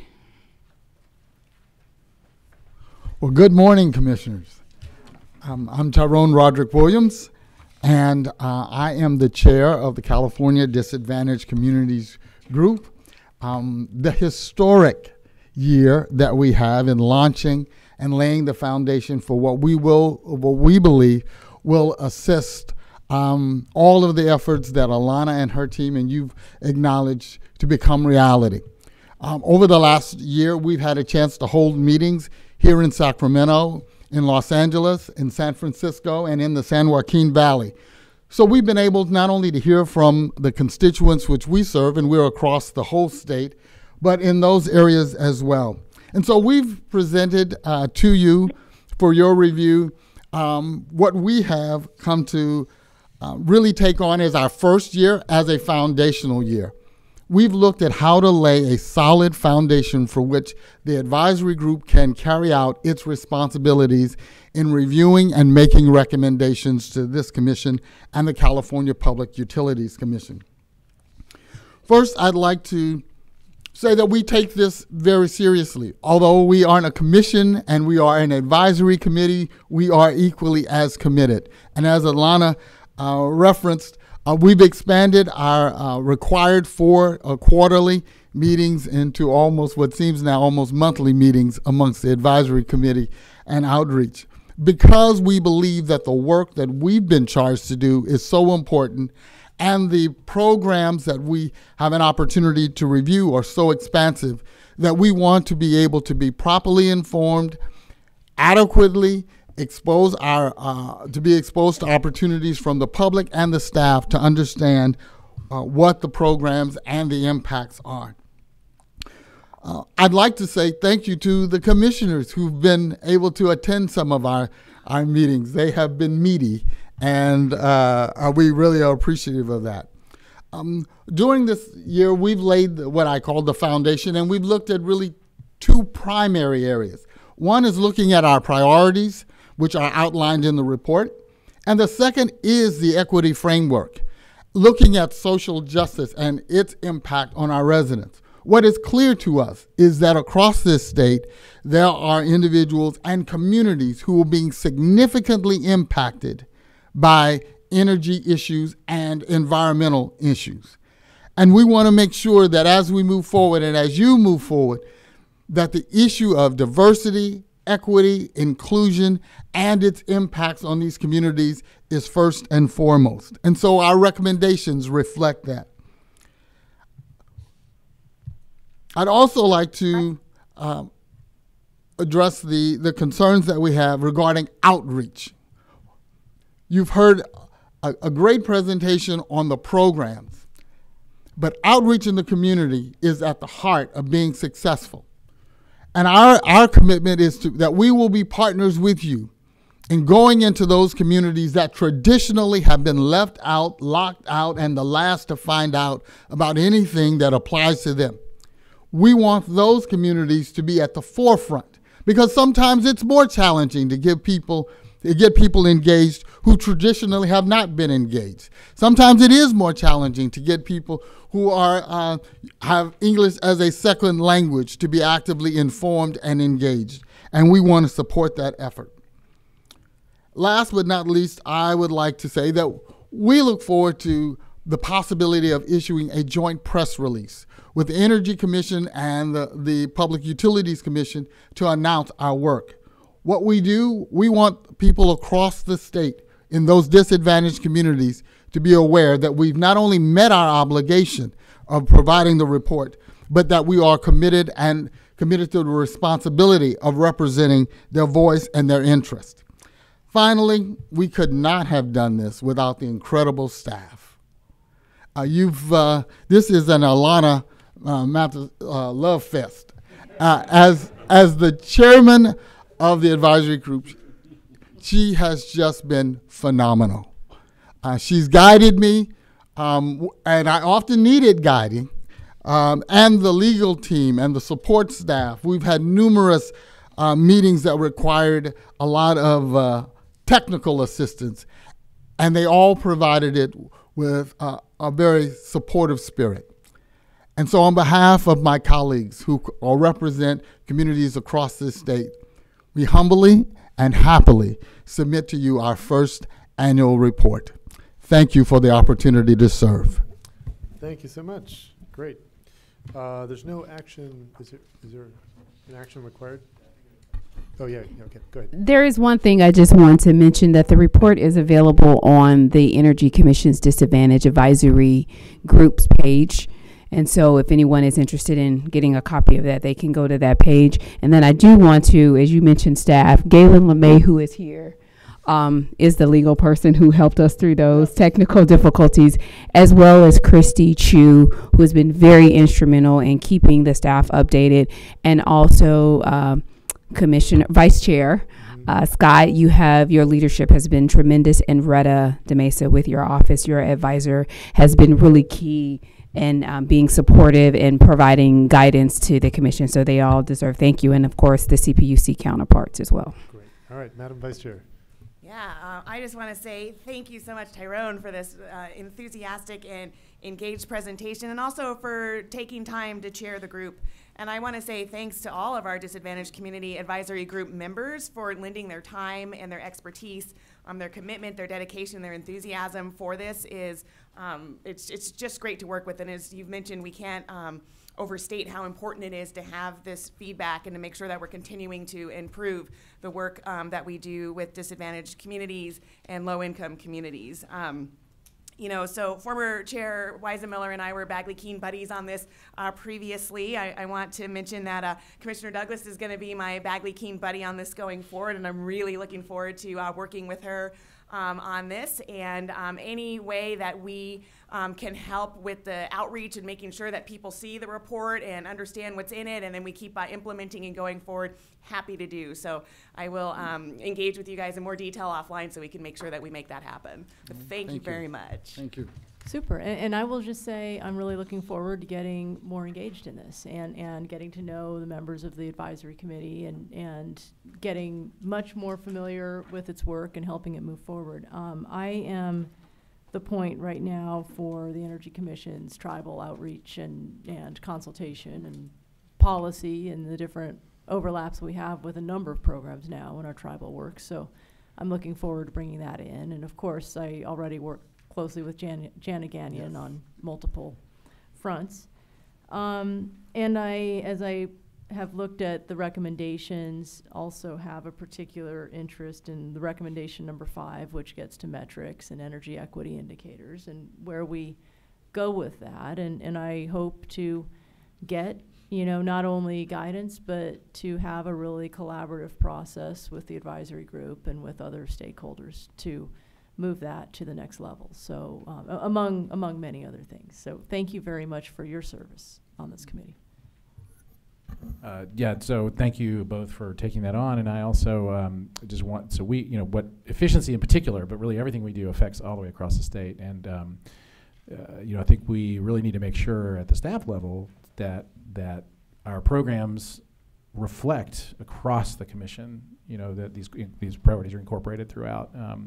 And at the local government level. I mean, local government is so important, and often, you know, they touch these communities. These communities are part of, you know, local government constructs, and there's a lot of responsibility on the local jurisdictions as well to make sure that these priorities carry down. And I think to the extent that we need local government to help us achieve the overall energy and climate goals, we have to sort of lean on them to respect the kind of necessary rules of the road going forward with the programs that we work with them on. So I think keeping coordinated on this and making sure that we're consistent across the commission is going to be really important. Thank you so much for everything you've done to now and everything you're going to help us do in the future, and for your engagement. Thank you all. Let's move on to item 8. Rialto Water District.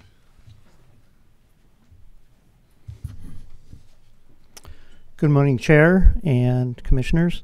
My name is David Michelle with the Efficiency Division.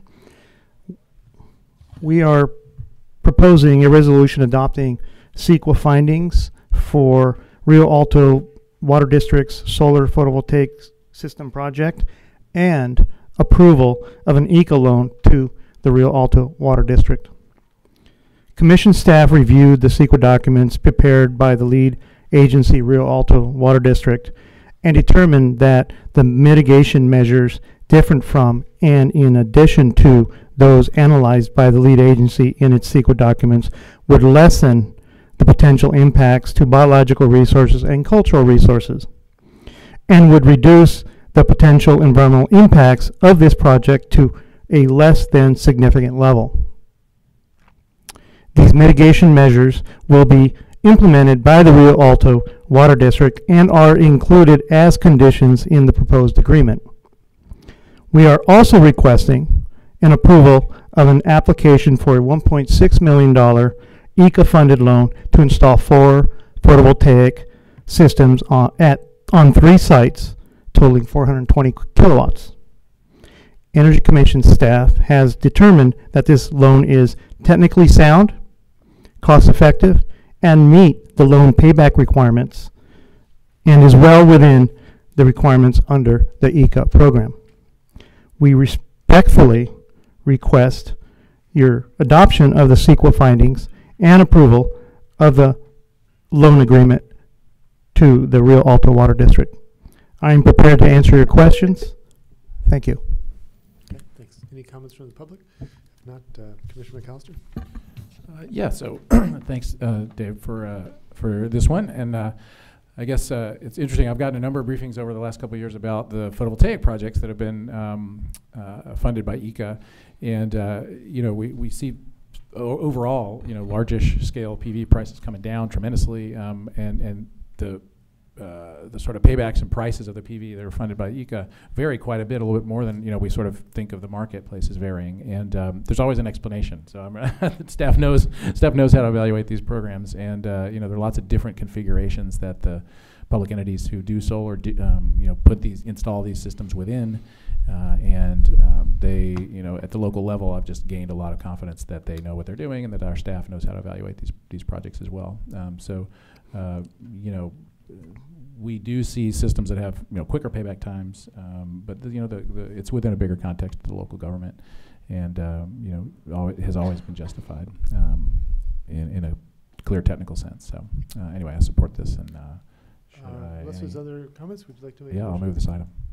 Is there a second? So both the negative declaration and the is this just the negative declaration? There's 2 items: the CEQA findings, yep, and the approval of the loan. Okay, so I'll move this entire item. Is there a second? Second. All in favor, say aye. Aye. Aye. This motion passes unanimously. Let's move on to Thank you. item 9, EPIC annual report. So good afternoon, Commissioners. My name is Eric Stokes with the Research and Development Division. We did have one small correction to the agenda. It reads as the Energy Program Investment Charge, and it should read Electric Program Investment Charge. So just wanted to note that. So I'm requesting a Commission approval today for our 2018 EPIC Investment Program 2018 Annual Report. Just a little bit of context about the EPIC program. We fill kind of a unique space in the overall California energy policy landscape. Most of the state policies are really aimed at incentivizing adoption of commercial stage technologies. With EPIC, we supply the technology push to try to bring new inventions to that commercial stage. And we do that to the tune of about $130 million each year in new funding. Our current portfolio of EPIC projects, active and complete, is around 300. In the report, we do kind of a deep dive profile of about a dozen or so of our projects. And we've kind of organized these projects in the annual report around 5 themes that mirror our tracking progress report from a year ago. And I want to provide examples from 3 of those themes in the next few slides. So the first project we want to highlight is a microgrid project. Microgrids are seen as a key strategy both for decarbonizing energy use as well as increasing the resiliency of our energy system in our communities. However, microgrids have been limited by a couple of factors. One of those has been the capital costs of installing a microgrid system. The second is concerns and questions about how these systems will function in an actual emergency. So for this project, we provided funding to the Blue Lake Rancheria campus to install a microgrid system. Blue Lake is a tribal community located in Humboldt County, and one of the uses of the Rancheria is it provides the Emergency Red Cross Center for the community. Shortly after the microgrid was installed, a wildfire broke out about a quarter mile away from the campus, and fire crews were actually using the center to combat the wildfire, so loss of power to the center could have some pretty impactful consequences. What they didn't realize was there actually had been a power outage for about an hour and a half. The microgrid, its response to the outage and how it islanded from the larger grid was so seamless that they didn't even notice it till they went back and checked the logs. So this project really helped provide a validation of how far microgrids have come, and kind of shows that they're ready for prime time as far as being part of the strategy for some of these resiliency challenges. The next project I'd like to highlight is a project really aimed at supporting municipalities and specifically wastewater treatment facilities. Energy is a major operating expense at a lot of these wastewater treatment facilities. And the big opportunity is if you can treat more of the organic material in the primary treatment phase before that water moves towards the more energy intensive second treatment process, you can really identify some pretty big energy saving opportunities. And so for this project, Kennedy Jenks was the recipient, and they piloted this new technology that they call pile clop depth filtration technology. And what this technology does is it's a much more effective way at removing a lot of the biosolids in that primary treatment stage and moving them out of the wastewater treatment system. And they showed some pretty promising results from this new technology, including a 25 to 30% reduction in the energy use in the secondary treatment phase. One of the benefits too is it also increased their biogas production because they're able to capture a lot more of that organic material and direct it to the anaerobic digester they had on site. The last project we'd like to highlight is really kind of a subset of programs that we collectively call the California Energy Innovation Ecosystem. A few years ago, the VCs kind of got out of the clean tech game due to some high-profile failures. And so it kind of forced us a few years ago to really rethink the model and how we deliver new energy inventions to the market in a way that can meet some of the private sector requirements. So phase one was really to try to build up California's infrastructure to support clean energy entrepreneurship. And so we established 4 regional innovation clusters to really kind of be the compass for startup companies and help them navigate a lot of the pitfalls and where to find the best resources as they start to develop and scale up their invention. And we complemented that with a new small grant program we call CalSeed that provides a little bit of that runway when companies are first getting going to help them at least start to move past the proof of concept stage and into the prototype stage. In 2018, we started to see some of the first results of these efforts, and so far, companies have gone through the ecosystem, have received over $60 million in private sector investment, and we expect that to increase over the next couple of years quite a bit. The other thing is the ecosystem partners have been able to secure additional federal funding using their EPIC award. And one of the key things this has been let them be able to do is really start to expand the services they offer primarily in rural and underserved communities where we don't see as much clean tech entrepreneurship. I'd like to switch gears a little quick and just talk a little bit about our administration of the EPIC program.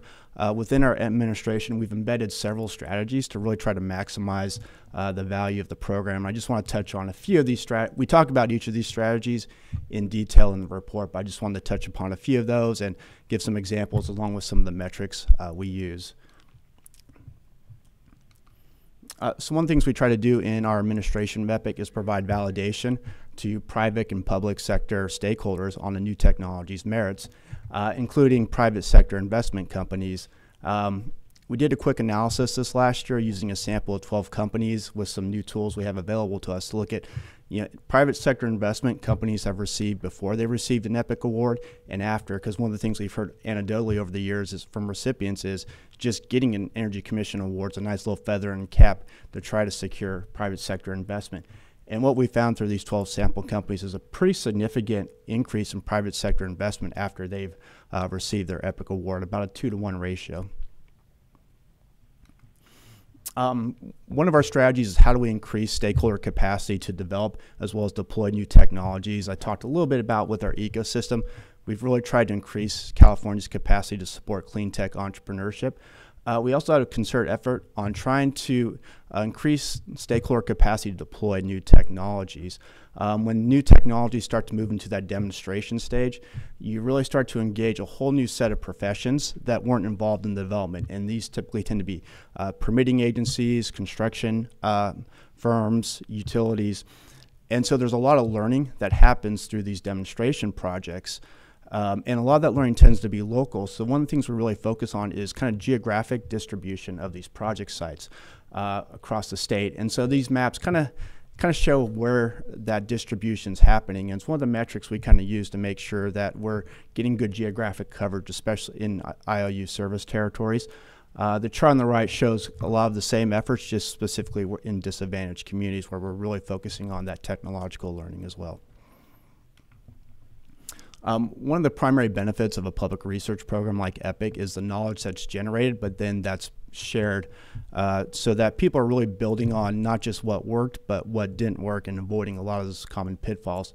And so there's two mechanisms we use to really try to disseminate new knowledge that's generated through these projects. One is online through our online project database we call the Energy Innovation Showcase. And in we launched this in 2016. In 2018, we really started to hit some critical mass with the number of users, and we've increased both the page views and the number of users 6- and 7-folds in those 2 years. The other mechanism we use to really distribute and disseminate a lot of the knowledge that's generated through these projects is our annual EPIC Symposium. Over the last couple of years, we've gotten a lot more sophisticated in putting on these symposiums. And it's really helped increase attendance from that first year when we were about 100 people that attended in person to 2018 where we hit about 660.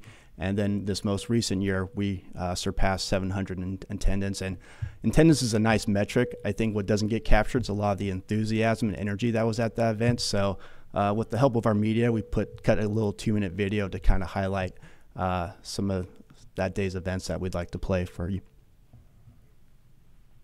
Hopefully it sounds free.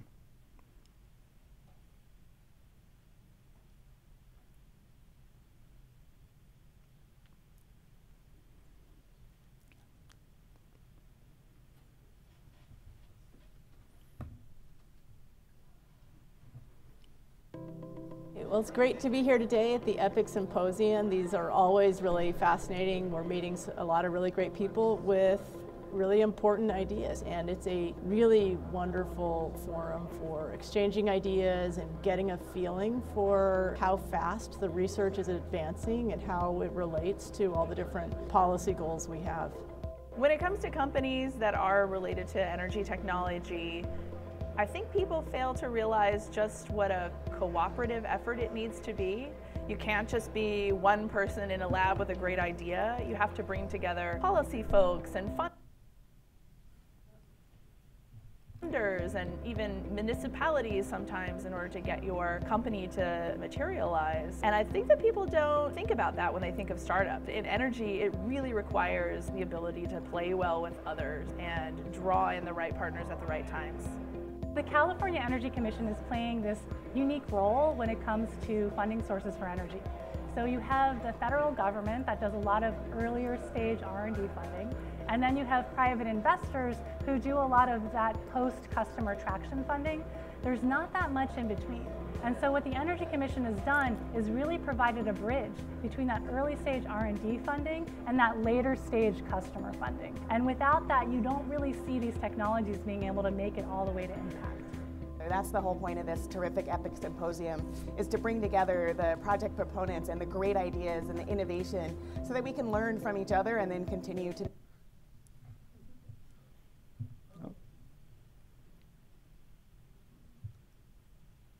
clean energy aren't just for innovation that you hear about practices that I had never technologies. We just got out of a panel, some of the top thinkers on building electrification, and they laid out some innovations around technology and practices that I had never heard of. And that's great because the simple fact is we can't burn any natural gas in our buildings if we're going to meet our climate goals. And so we're going to need the kind of innovation that you hear about at the EPIC Symposium to be able to be taken and put into practice if we're ever going to meet any of our climate and energy goals and be able to avoid catastrophic climate change. It's an important point to drive home that our advancements in clean tech and clean energy aren't just for the fortunate, they're for those who may not have the opportunities or the choices that all of us have. So it's particularly important to make sure we're embracing all communities that we live and work with and that everyone is part of the solution and can participate. Drew, I think you were busted leaving one of the keynotes early there. Great video, Eric. Thank That's you. terrific. That's terrific. Yeah. So with that, I'm happy to answer any questions. Yeah, tremendous job. Any comments? Any comment? Yeah. Any public comment? No? Okay. Comments from Vice Chair Commissioners? Okay, thank you. Great work. Thank to you. the whole Thanks, Eric. team. Yeah. That was a All great right. event, so kudos to all you guys. All right, let's move on to item 10. Actually, this is a request for approval. Wasn't this item 9? Do we need to approve the Yes, report? the Oh, I'm annual sorry. report. My apologies. Is there a motion to approve the 2018 annual report for EPIC? Yeah, okay. Yeah, sorry. Did you want to do it? Sure. I will Yeah. move approval of item 9. I'll second. All in favor, say aye. Aye. Aye. That passes unanimously. Thank you, Courtney. Let's move on to item 10.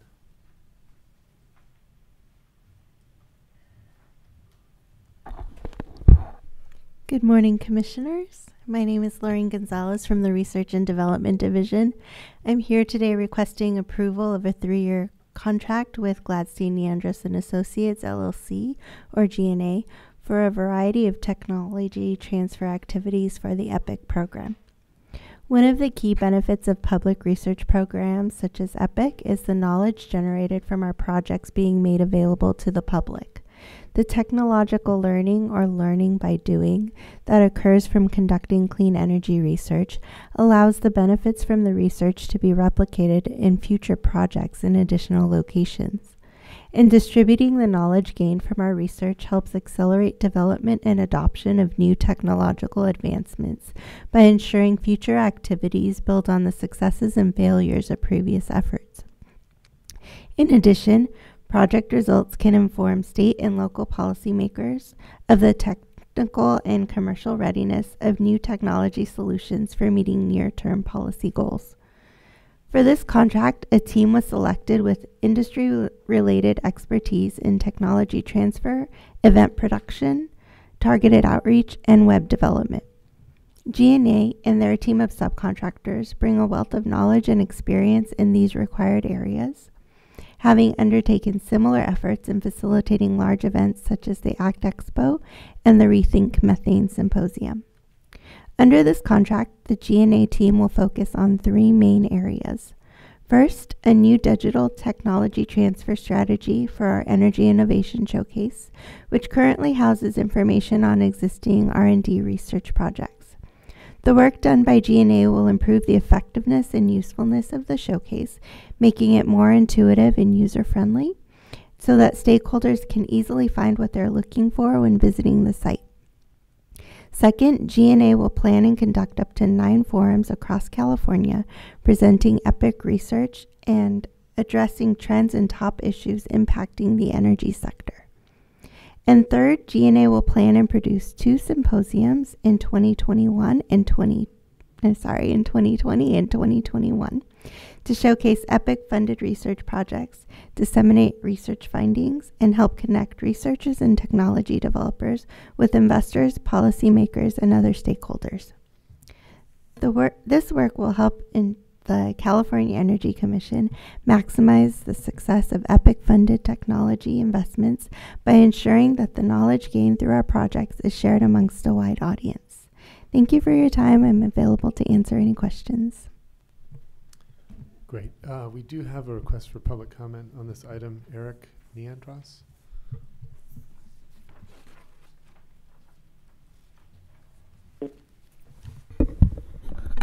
Well, good afternoon, Chair, Commissioners. My name is Eric Neandros. I'm the CEO of GNA, and I just came to say thank you. We're excited to to be have the opportunity to engage with the team, as we saw from the video. There's a lot of great things happening with the EPIC program. We think it's a great brand, and the investments that are being made are really important. We look forward to jumping right in and getting started to help really spread the good word and continue to help grow that brand and grow attendance, grow participation, and ultimately grow the adoption of these technologies that are being invested in, because that's mission critical at this point. We have to see much greater success in terms of deployment beyond the development. So we're excited to have the opportunity. I just wanted to come say thanks and look forward to getting started. Great, thanks so much. Madam Vice Chair. Yes, I got a detailed briefing from the staff on this, and I am pleased to move item 10. Second. All in favor, say aye. Aye. Aye. Let's move on to item 13, San Diego Community College District.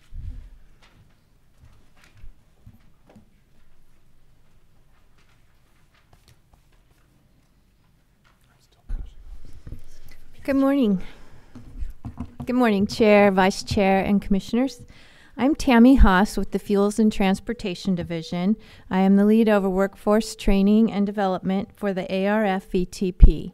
I'm seeking approval for a new agreement with San Diego Community College District in tandem with Advanced Transportation and Logistics Center for nearly $1.4 million.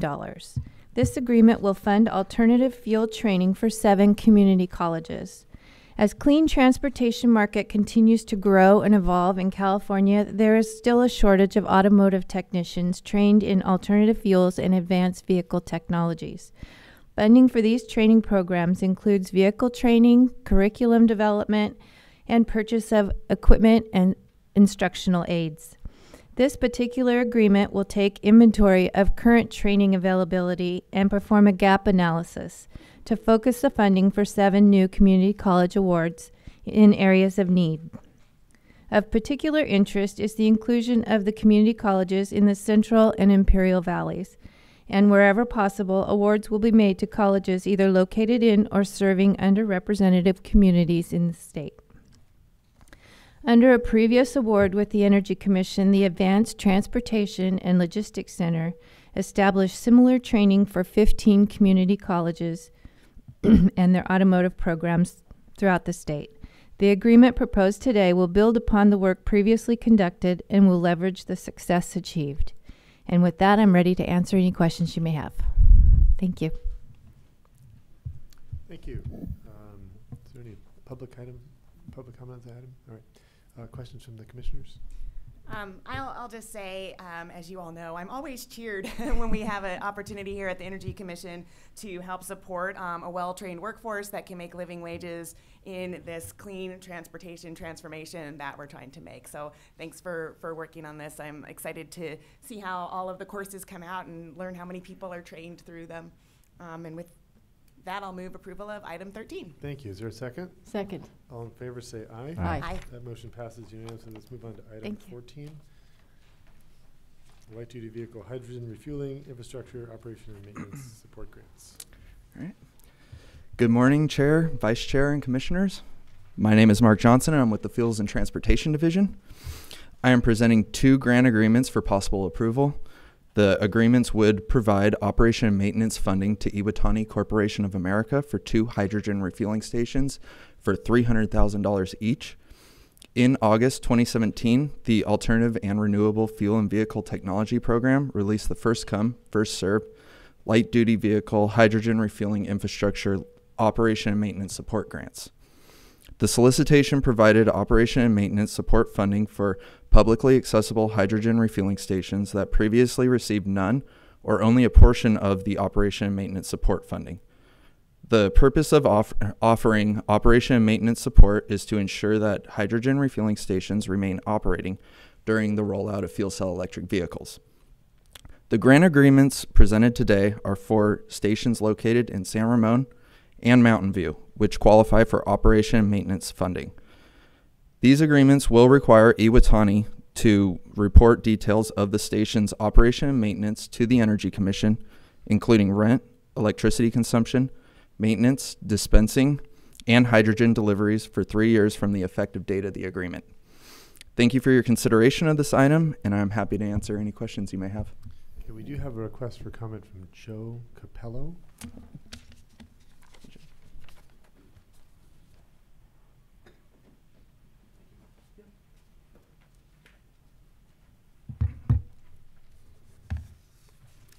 Good morning.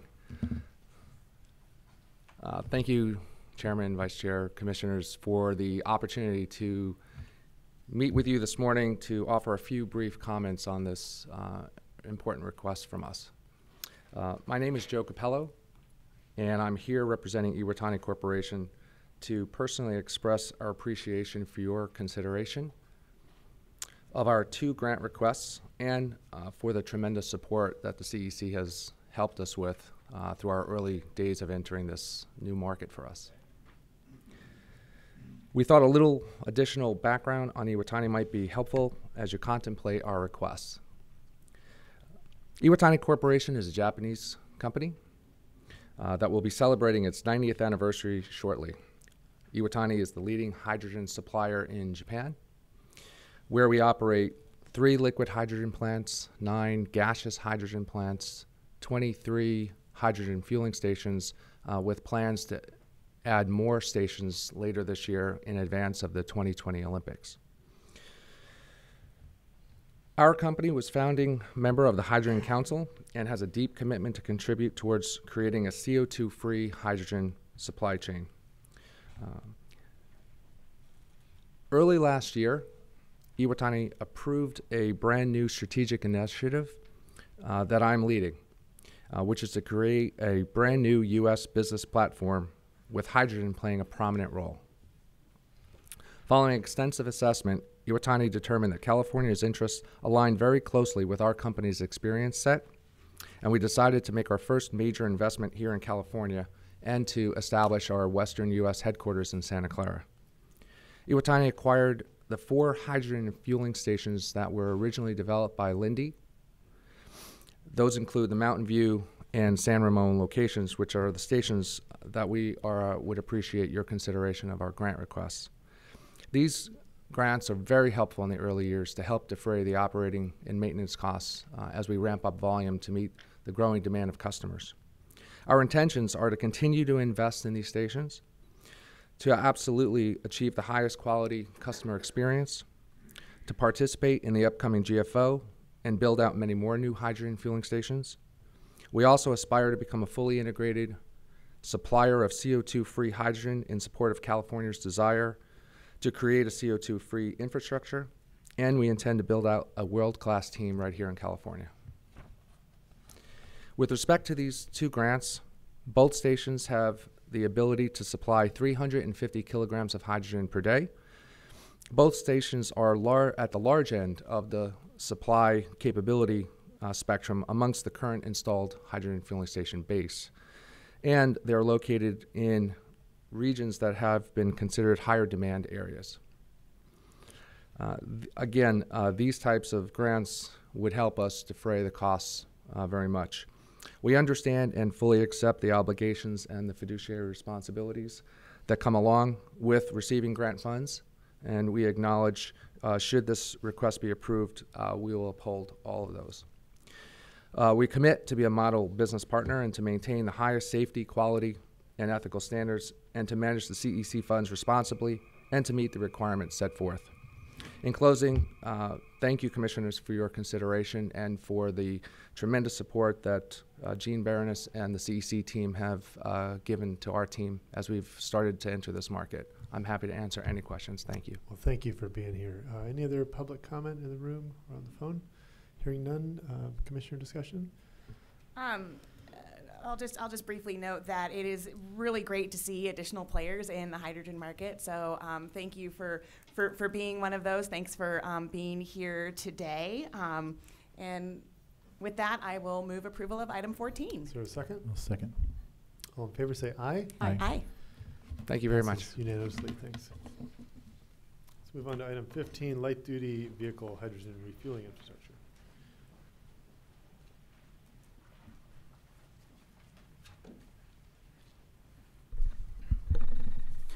Good morning, Chair, Vice Chair, and Commissioners. My name is Sebastian Serrato, and I'm with the Fuels and Transportation Division. I am presenting an amendment to an existing agreement and a new agreement for possible approval today. We propose Amendment 1 to an agreement with Equilon Enterprises, LLC, doing business as Shell Oil Products, U.S. The amendment will decrease the grant amount from $2.3 million to $1.4 million and reduce the scope of work to equipment acquisition only. The original grant agreement proposed to construct a hydrogen retail station in Walnut Creek. However, the station site has become non-viable. Therefore, the equipment purchased under this grant agreement is proposed to be used by the recipient for a different hydrogen refueling station under a newly proposed agreement. The new grant agreement being proposed is for an $888,000 grant to develop a hydrogen refueling station at 101 Burnell Road, San Jose, California. Under this grant agreement, Equilon Enterprise LLC, doing business as Shell Oil Products US, will install and commission the hydrogen refueling station equipment acquired under the previously mentioned agreement for the Walnut Creek site, as amended at the new San Jose site on Burnell Road. The station will serve the increasing number of hydrogen-powered zero-emission vehicles deployed in California and increase the reach of the hydrogen refueling network in San Francisco Bay Area. The station would dispense 33% renewable hydrogen, add regional redundancy, and expand the existing Bay Area hydrogen network southward. We recommend approval of this amendment to the existing agreement and the new agreement listed as A and B in item 15, respectively. Wayne Leedy from Shell is on the phone today and would like to make a comment. We are happy to answer any questions you may have. Thank you. Okay. Any public comments on the item? So yeah, go ahead. Can you hear me? Yeah. Is this Wayne Lightley? It is. Wayne Leedy, Business Development Manager for Shell Hydrogen. Good afternoon, Chair, Vice Chairs, and Commissioners. Thank you for your consideration. Your support for the hydrogen refueling infrastructure is critical, and consideration for this change and the relocation of a hydrogen station is important. I wanted to just briefly recognize the tremendous collaborative effort that went toward the hydrogen station as originally proposed in Walnut Creek. Without going into detail, I want to express my thanks to all who were involved with and supported that effort. I also want to recognize the open and positive approach from the city of Walnut Creek, which gives me hope that customers in that important area will have hydrogen fuel developed. And finally, to acknowledge the disappointment from those customers who were expecting this hydrogen fueling station to open. Please know that we made every possible effort to implement that station. And then what you're seeing today, thank you for your consideration in the flexibility to relocate to San Jose. My view is that ability to do so is by virtue of the CEC process in working from the original and revised notice of proposed awards. The station location at 101 Burnell Road in San Jose was proposed for award in a revised NOPA. And the ability to do so is by virtue of the Shell retail network in California, which enables us to quickly move forward at the new location. So the result is continued development of the hydrogen refueling network in this rare case where a proposed station becomes non-viable. I'm happy to answer any of your questions, and thank you for your consideration. Great, thank you. Any further comment from the public on the phone or in person? Okay, let's move to Commissioner discussion. Sure, I don't have too much to add to what you just heard, but I will thank the staff and the folks that we work with for this smart and flexible build out of this initial network. It requires a little bit of give and take, and the team does a great job with that. So with no questions, I will move approval of item 15. Is there a second? Second. All in favor say aye. Aye. Item 15 passes unanimously. Let's move to item 16, school bus replacement.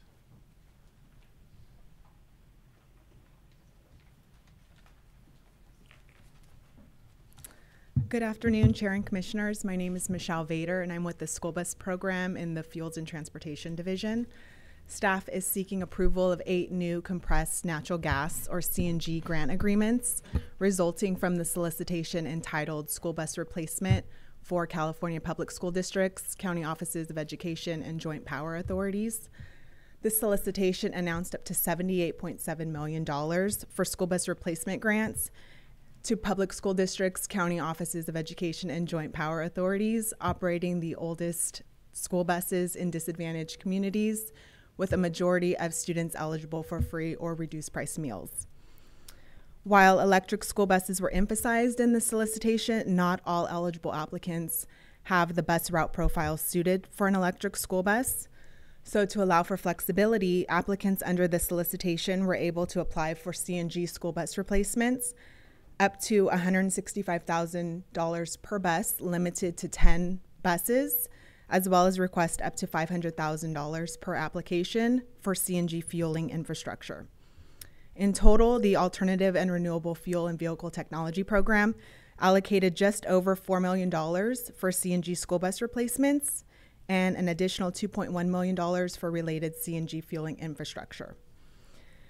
Applicants applying for CNG school buses had to demonstrate through a route profile evaluation performed by a third party that an electric school bus would be insufficient to meet the needs of the applicant's regular school bus routes. Applicants had to meet 2 of 4 criteria to be eligible for a CNG replacement school bus, which may have included an average route distance of over 90 miles, routes on roads with speed limits of 45 miles per hour or greater, routes that had a 15% grade or 20% of service days with extreme temperatures during the bus operating hours. Today, staff is seeking approval to award all of the CNG school bus replacement funds to 8 agreements for CNG buses and fueling infrastructure. Combined, these grant agreements total over $6 million and will remove 25 diesel school buses from service.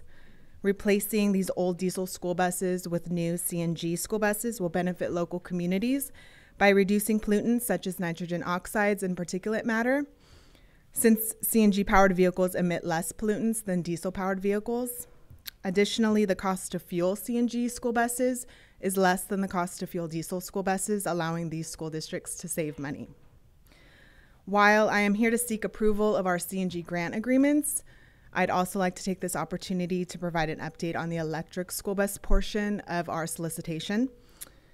The Energy Commission School Bus Program released a second solicitation at the end of December 2018, targeting electric school bus manufacturers and dealers to solicit proposals to establish a bulk purchase price for the electric school buses.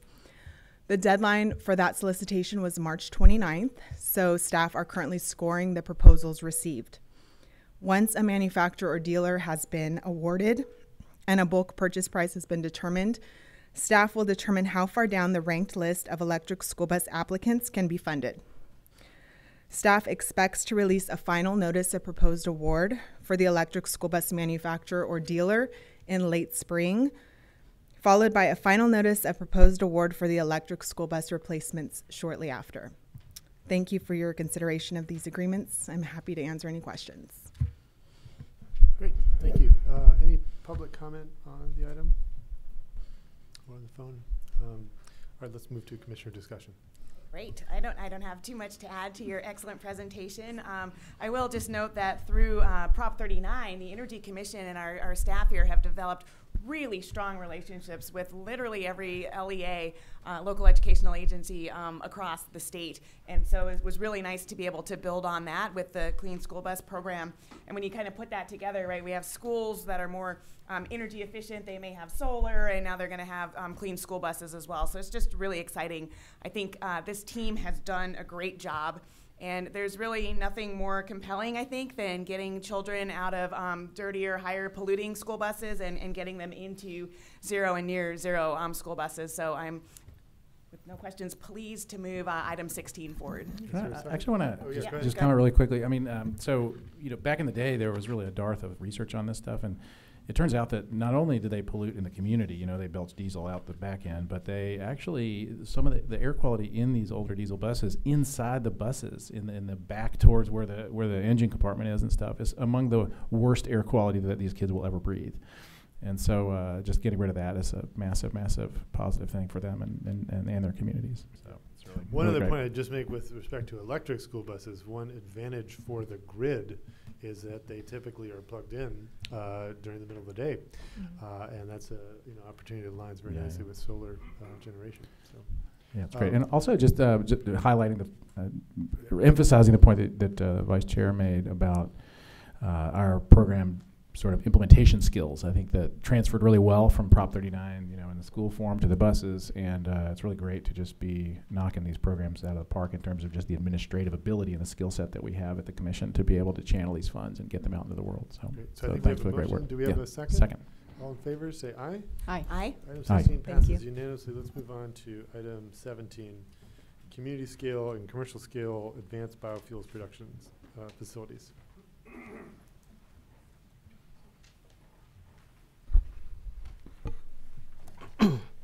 Good afternoon, Chair and Commissioners. Andrew Hom with the Fields and Transportation Division. I'd like to point out an error on the agenda for item 17A. The agreement number should read ARV 18-019, not 19-019. Okay, thank you. I'm here to present to the Energy Commission 2 projects that were proposed for funding through our most recent community scale and commercial scale biofuel production solicitation.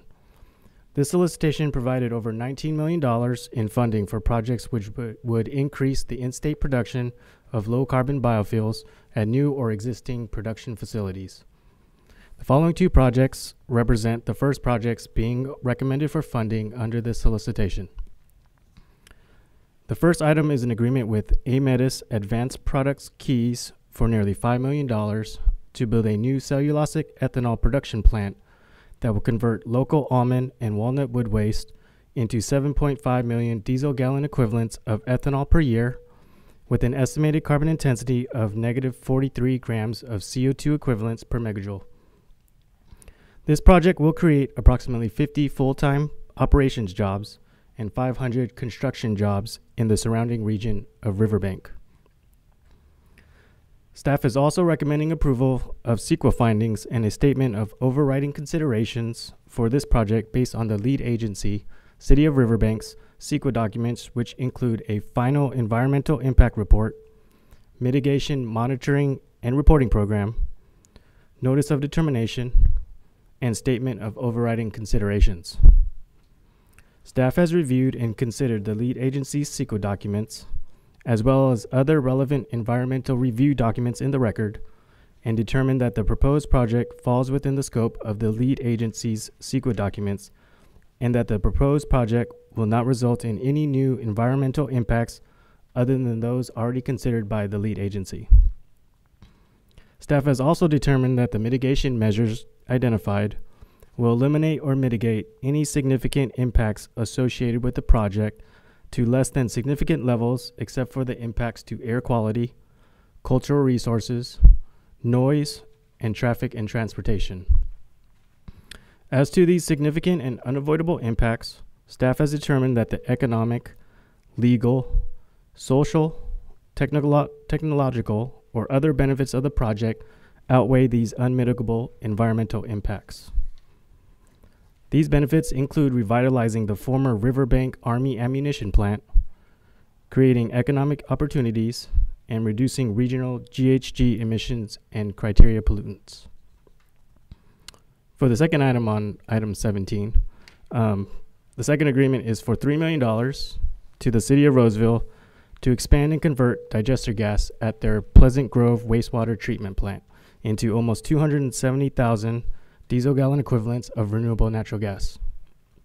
This field production will also allow the city to convert their solid waste truck fleet, from diesel to CNG, utilizing a fuel with an estimated 0 carbon intensity. This project will create approximately 4 permanent city staff and 27 temporary construction jobs. This energy recovery project was evaluated by the lead agency, the City of Roseville, which in 2017 prepared and adopted an initial study and mitigated negative declaration. In November of 2018, the city adopted an addendum to the initial study and mitigated negative declaration.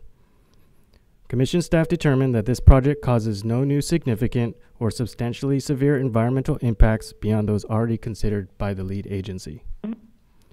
For both of these agreements, staff is seeking your adoption of the CEQA findings and approval of the grant awards in item 17. I believe Todd Waltz and Jeff Welch for Aemetis and William Pevick for the City of Roseville are all here today. And Ametis would like an opportunity to provide comment. Thank you for your consideration. Thank you. Yeah, let's hear from Ametis.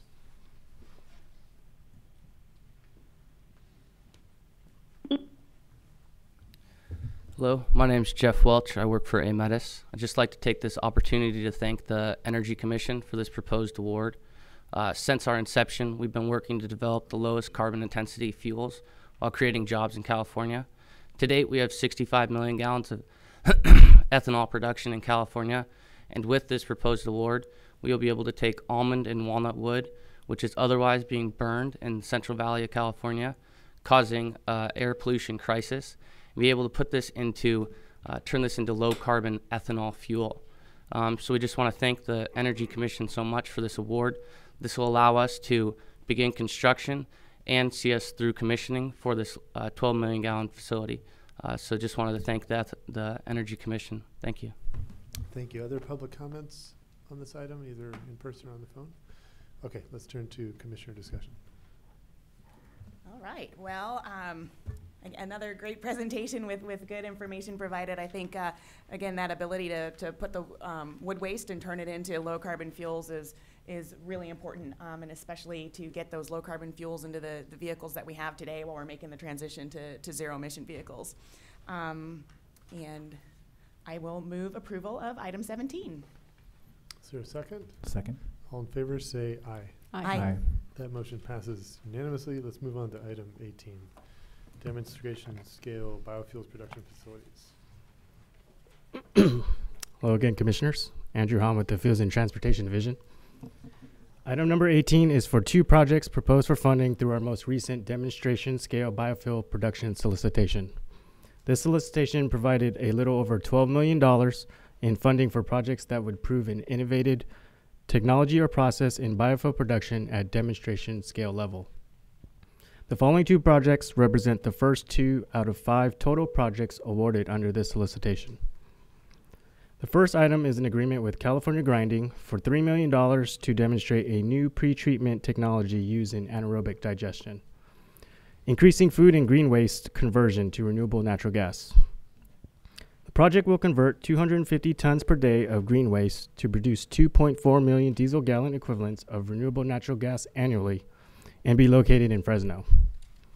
Demonstration of this new technology will have the potential to increase biogas production by as much as 85% for anaerobic digestion facilities throughout the state. As described in staff's CEQA memo for this project, staff has reviewed and considered the CEQA documents prepared by the lead agency for this project, the City of Fresno, and determined that the proposed project falls within the scope of the lead agency's CEQA documents, and the project will not result in any new environmental impacts than those already considered by the lead agency. Staff has also determined the mitigation measures adopted by the city are within its jurisdiction, and there are no additional mitigation measures or alternatives within the Energy Commission's jurisdiction that are feasible for this project. The second item is for an agreement with the Southern California Gas Company for $3 million to scale up an innovative technology that converts wastewater solids at the Central Contra Costa Sanitary District's wastewater treatment plant into renewable natural gas and biocrude. The biocrude will also be further processed into renewable diesel by Pacific Northwest National Laboratory and leverage grant funding by the Department of Energy. Demonstration of this project would address the wastewater industry's challenge of cost-effective disposal of wastewater solids while producing 2 valuable renewable transportation fuels with an estimated carbon intensity of 13.5 grams of CO2 equivalents per megajoule. This project will be located in Martinez. Staff is seeking adoption of the CEQA findings and approval of both grant awards for item number 18. Michael Brown for California Grinding and Ronald Kent and James Euler for SoCalGas are here today to answer any questions, and I think would also like to provide comment. Great. Thank you. Would Michael Brown like to say a few words? Yeah, this is Michael Brown on the telephone. Can you hear me okay? Yes, we can. Okay, I'm Michael Brown speaking on behalf of California Grinding, Inc. For almost 20 years, we have helped the ag industry and more recently the city of Fresno properly manage their organic waste in the Central Valley, covering many low-income and disadvantaged communities. We thank you for the consideration of awarding this important and timely demonstration grant to California Grinding. The technology that we are seeking to demonstrate solves a critical problem for communities and organic waste producers trying to comply with our state's tough laws requiring food and green waste diversion from landfill and conversion to useful energy and products. According to Cal Recycle, at least 100 new anaerobic digestion facilities costing several $billion are needed statewide to comply over the next few years. The problem this demonstration program addresses is the significant difficulty in digesting highly cellulosic waste like grass, leaves, manure, and certain food waste.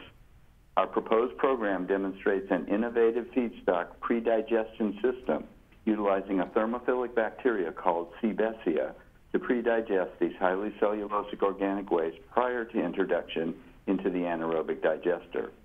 Laboratory and pilot testing have demonstrated that this process both speeds the time it takes to complete the digestion process, as well as significantly improving the amount of methane that traditional anaerobic digesters are able to make for use as transportation fuel and renewable power production. These combined improvements will result in significantly lower energy production costs and the required tipping fee payments from communities and organic waste producers struggling economically to comply with landfill diversion and greenhouse gas reduction requirements.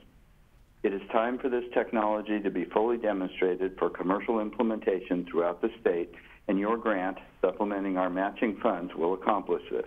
We hope that you concur with your staff's recommendation and award us this grant.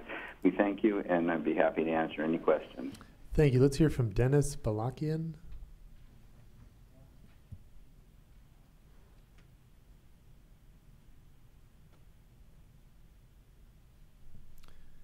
If Dennis is not there, if there's any other comments in the room, all right, let's move to commissioner discussion. Sure. So I think you've seen kind of through item 17 and item 18, this is just nice demonstrations of both kind of the green and food waste and wood waste, and then the second is kind of on the wastewater treatment facility area. And basically this round here, number 18, is to make the low carbon fuel production even more efficient and figure out how to do that better. And then the item 17 was like really pushing that out to make it up at scale. So I'm excited about these projects as well, and we'll move approval of item 18. Is there a second? Second. All in favor say aye. Aye. Aye. That motion passes unanimously. Let's move on to item 19, Energy Commission partnership with the Navy and DOD.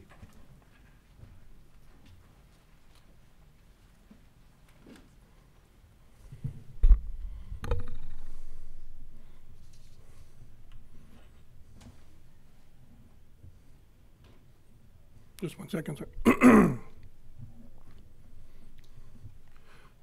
So, good afternoon, Chair and Commissioners. I'm Mike Gravely from the R&D Division and Military Advisor to Chair Hochschild. Today, I just want to give you a brief update on our relationship with the Department of Navy and the Department of Defense and some of the activities we've had with the bases over the years. Next chart. Oh, okay, you're right. The Energy Commission has a long history of working with the military and building the military into our plans. If you go back almost a decade when the state was ramping up our renewable sites, there was a large coordination with the military. Military has a large amount of training land in California, and we wanted to be able to see what was available but not impact with their military mission. That discussion continues today. Jim Bartridge from our commission is a co-chair of the Western Regional Partnership to continue discussing with the military our future plans and coordinate with them so that as we grow, we're able to use land that's available but doesn't impact the military mission. Also, over the years, both programs for EPIC and PEER, we've done demonstration projects on energy efficiency and demand response technologies on bases and encourage them to use some of these technologies in the future in their procurement system. Also, some of the problems they've had in the past with interconnection, renewables, and other areas, we've worked with the different bases and our PUC and ISO to help them coordinate their issues and do what we can to help resolve issues so they can move forward in a manner acceptable with the state and the military. Also, during the water crisis, we did quite a bit of coordination with them on the plans and procedures that they use to follow the state's directive for the drought. And in today's environment, reliability and resiliency is a big element for the military, and we've been doing quite a bit of work over the years and continue to do work in that area to help the bases meet their future needs. The relationship that we have with the military kind of expanded. Jackie Fanestiel, who was a prior chairman of the commission, took over as assistant secretary around 2010, and she developed an initiative to bring microgrids to California, in particular to the San Diego area, and that began to develop our partnership and relationship. Secretary McGinn took over from her in 2013, and that relationship expanded. And then when the San Onofre closed, and the San Onofre being located on the marine facilities, there was a large number of working group activities, and as a result of that, the Navy and the Commission decided that we would more formalize our process. And in 2016, we actually found an MOU between the two agencies so that we could share information and work on projects and opportunities that provided value to both the state of California and the military and Department of Navy in particular. Just a quick review of some of the current activities that we have with the military.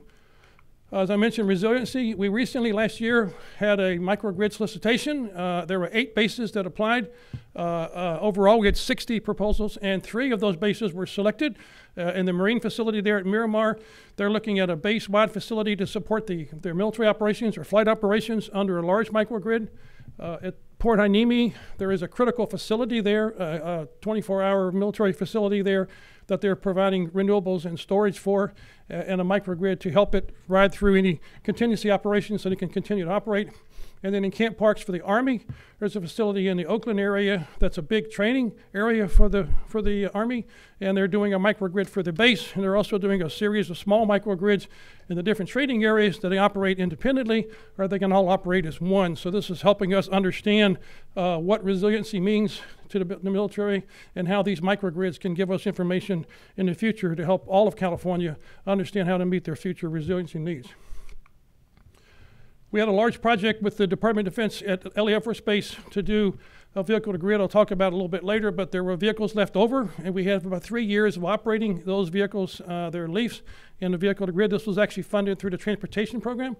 So what we're doing now is we're evaluating those batteries and how vehicle to grid operation impacted the life of the battery. One of the challenges the industry has is when you use a vehicle for vehicle to grid, the warranty for the battery is voided.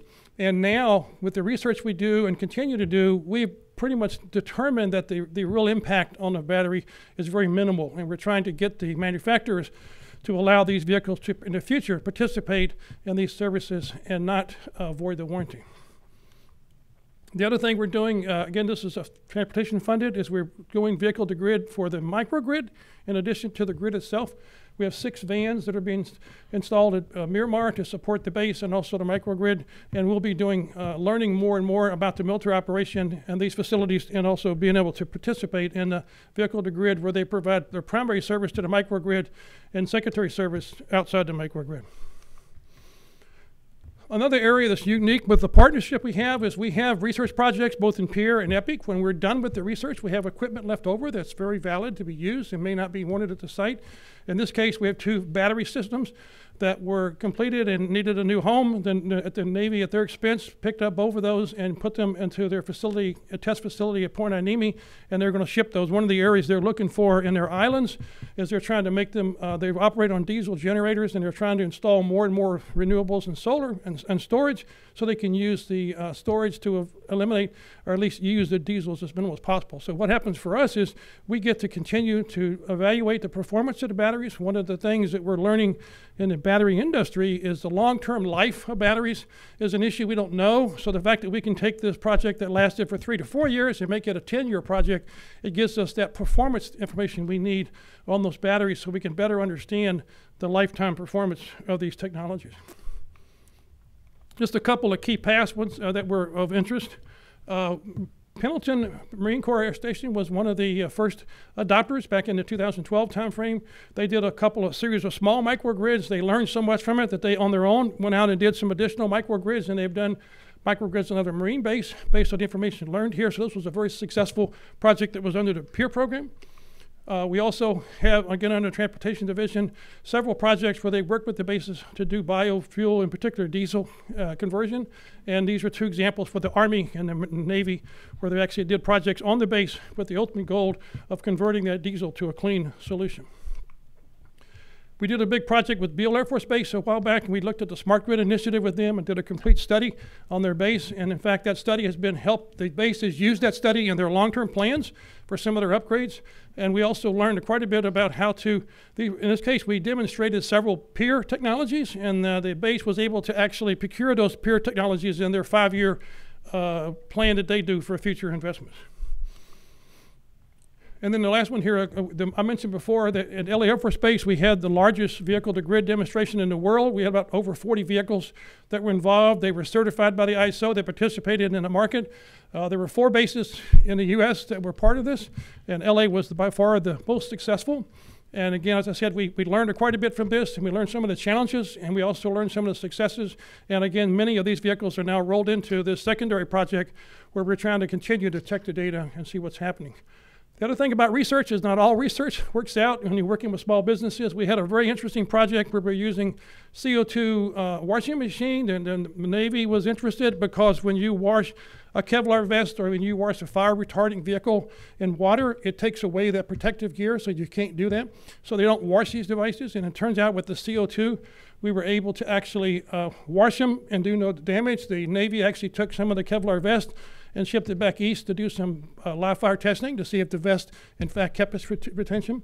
And the unfortunate part was, at our surprise, the company, unfortunately, one order doesn't make a company, and they folded. And then we just recently removed that equipment from the Navy. But there has been a follow-on company that's interested, but in this case, we learned quite a bit. We tested for about 1.5 years, but unfortunately, in the market, that particular company is no longer around. So going forward, as we mentioned, as part of our MOU, we have quarterly calls to keep track of these projects and bring in new projects. Every 6 months, we have a face-to-face meeting. The last one we had was at in December 3rd and 4th at Miramar, where the group got to tour the microgrid there and also discuss some of the activities down there. The Governors Military Council events come every year, and Garth Smythe is here in a few minutes. He wants to give a few comments from the council. And also, one of the interesting things for us is we've been trying very hard to get Department of Defense bases to think about the EPIC program on a competitive basis versus a sole source basis. So we've been very successful. Like I mentioned before, we had 8 bases applying to microgrid. We have bases applying in other storage projects, other ones that are high priority for the military. And 5 years ago, we wouldn't get anybody to apply to those projects in that area. And with that, I'll be glad to answer any questions, sir. Mike, look, I just want to say this publicly. You have been hitting home runs on this, and the commission is lucky to have you. Your insights and experience and relationships and enthusiasm, I mean, it's been instrumental. So thank you for everything you've done. So I think, were there some other comments? Ned, did you want to say a few words? Or? Yeah, Ned and Garth want to make a few comments, sir. Come on up.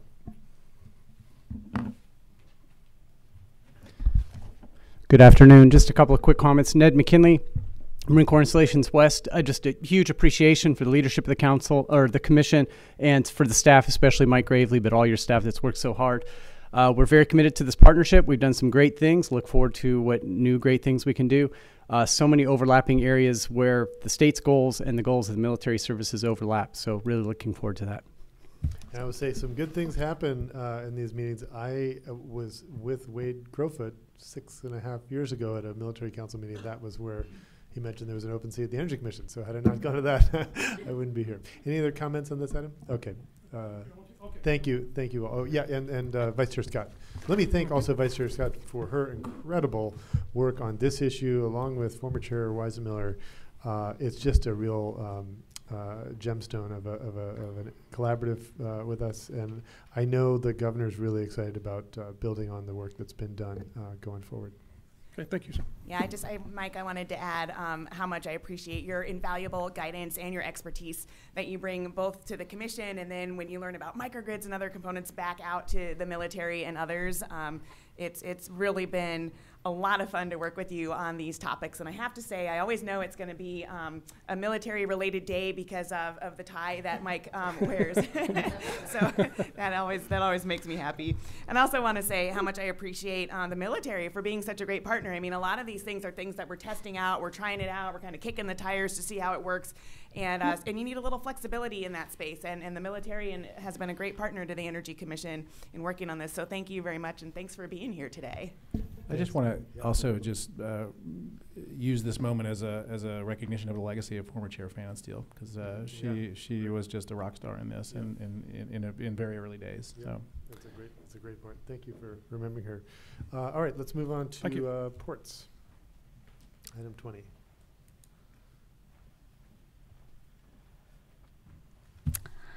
Good afternoon, Chair, Vice Chair, and Commissioners. My name is Retta DeMesa, and I'm an advisor in Vice Chair Scott's office.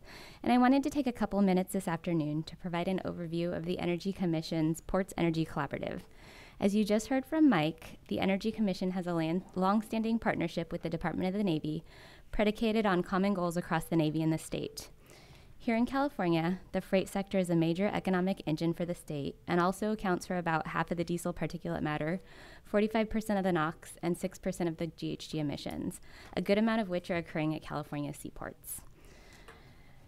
The ports are actively working to reduce emissions from port-related operations, so a strategic partnership with the ports, similar to what we have with the Navy, seemed like a logical next step. In 2016, under Commissioner Scott's leadership, we initiated the Ports Energy Collaborative, a working group in which we're able to engage with the various ports throughout California as they develop and implement sustainable practices. Through the collaborative, we hold bi-monthly phone calls and meet in person twice a year. The collaborative started with the ports of Oakland, Wainimi, Long Beach, Los Angeles, and San Diego, and we were later joined by the Port of Stockton. So we have good representation both in terms of a geographic spread throughout the state, as well as diversity among the ports themselves. The collaborative has been great because it has proven to not only serve as an opportunity for the Energy Commission to better understand the unique needs of the various ports, but it also allows for the ports the opportunity to collaborate and discuss upcoming projects and lessons learned with each other. When we initially kicked off, we started with a brainstorming session to identify where we had similar goals and prime opportunities to partner on projects. Key areas identified included resiliency, transitioning vehicles and equipment to zero and near zero technologies, and efficiency. We've explored opportunities to fund projects across several programs here at the Energy Commission, including ARFETP, EPIC, and ECA. And to date, we've successfully partnered with the ports on 10 different projects with over $60 million in Energy Commission investments. Through the EPIC program, we've been able to fund microgrid projects at 2 of the ports, one at the Port of Long Beach to provide islanding capabilities to their critical response facility, the Joint Command and Control Center, and one at the Port of San Diego, which is designed to support increased electrification at the port. Through ARFETP, we've funded projects that focus on clean transportation with the demonstration of a variety of zero and near zero emission vehicles and equipment. This includes battery electric yard tractors, battery electric plug-in hybrid drayage trucks, zero-emission cargo handling equipment such as top handlers and forklifts, and low-NOx natural gas yard trucks, as well as the enabling infrastructure for a number of these demonstrations. Through the collaborative, we've been able to work directly with the ports to better scope projects that will accelerate the deployment of clean technologies into the market, always working through the lens of what can help move technology from demonstration to widespread deployment. A great example of this would be a project we have with the Port of San Diego. The San Diego Port Tenants Association will be demonstrating 10 advanced technology vehicles to verify the performance of the technologies. The demonstration included 3 battery electric forklifts, 3 Class 8 electric drayage trucks, and 4 battery electric yard trucks. What's unique about this particular project is that the vehicles and equipment that are being demonstrated are going to be made available to the various port tenants so that they can get firsthand experience in seeing how these vehicles fit into their daily operations, which can help inform their future purchasing decisions. Another project I thought I would highlight is the EV Blueprint being conducted by the Port of Long Beach. For this effort, the Port of Long Beach received a $200,000 grant from ARFETP to develop a comprehensive framework for identifying the most cost-effective suite of technologies, financial incentives, infrastructure upgrades, and workforce needs for creating a sustainable zero-emission port ecosystem. In our most recent Ports Collaborative in-person meeting a few weeks ago, the Port of Long Beach folks acknowledged that $200,000 is a relatively small grant in sort of the world of grants in which they're accustomed to working, but they really emphasize how extremely valuable it has been to have dedicated funding to go towards planning, and they noted that that tends to be a gap in a lot of funding programs, so it was great that we were able to help there.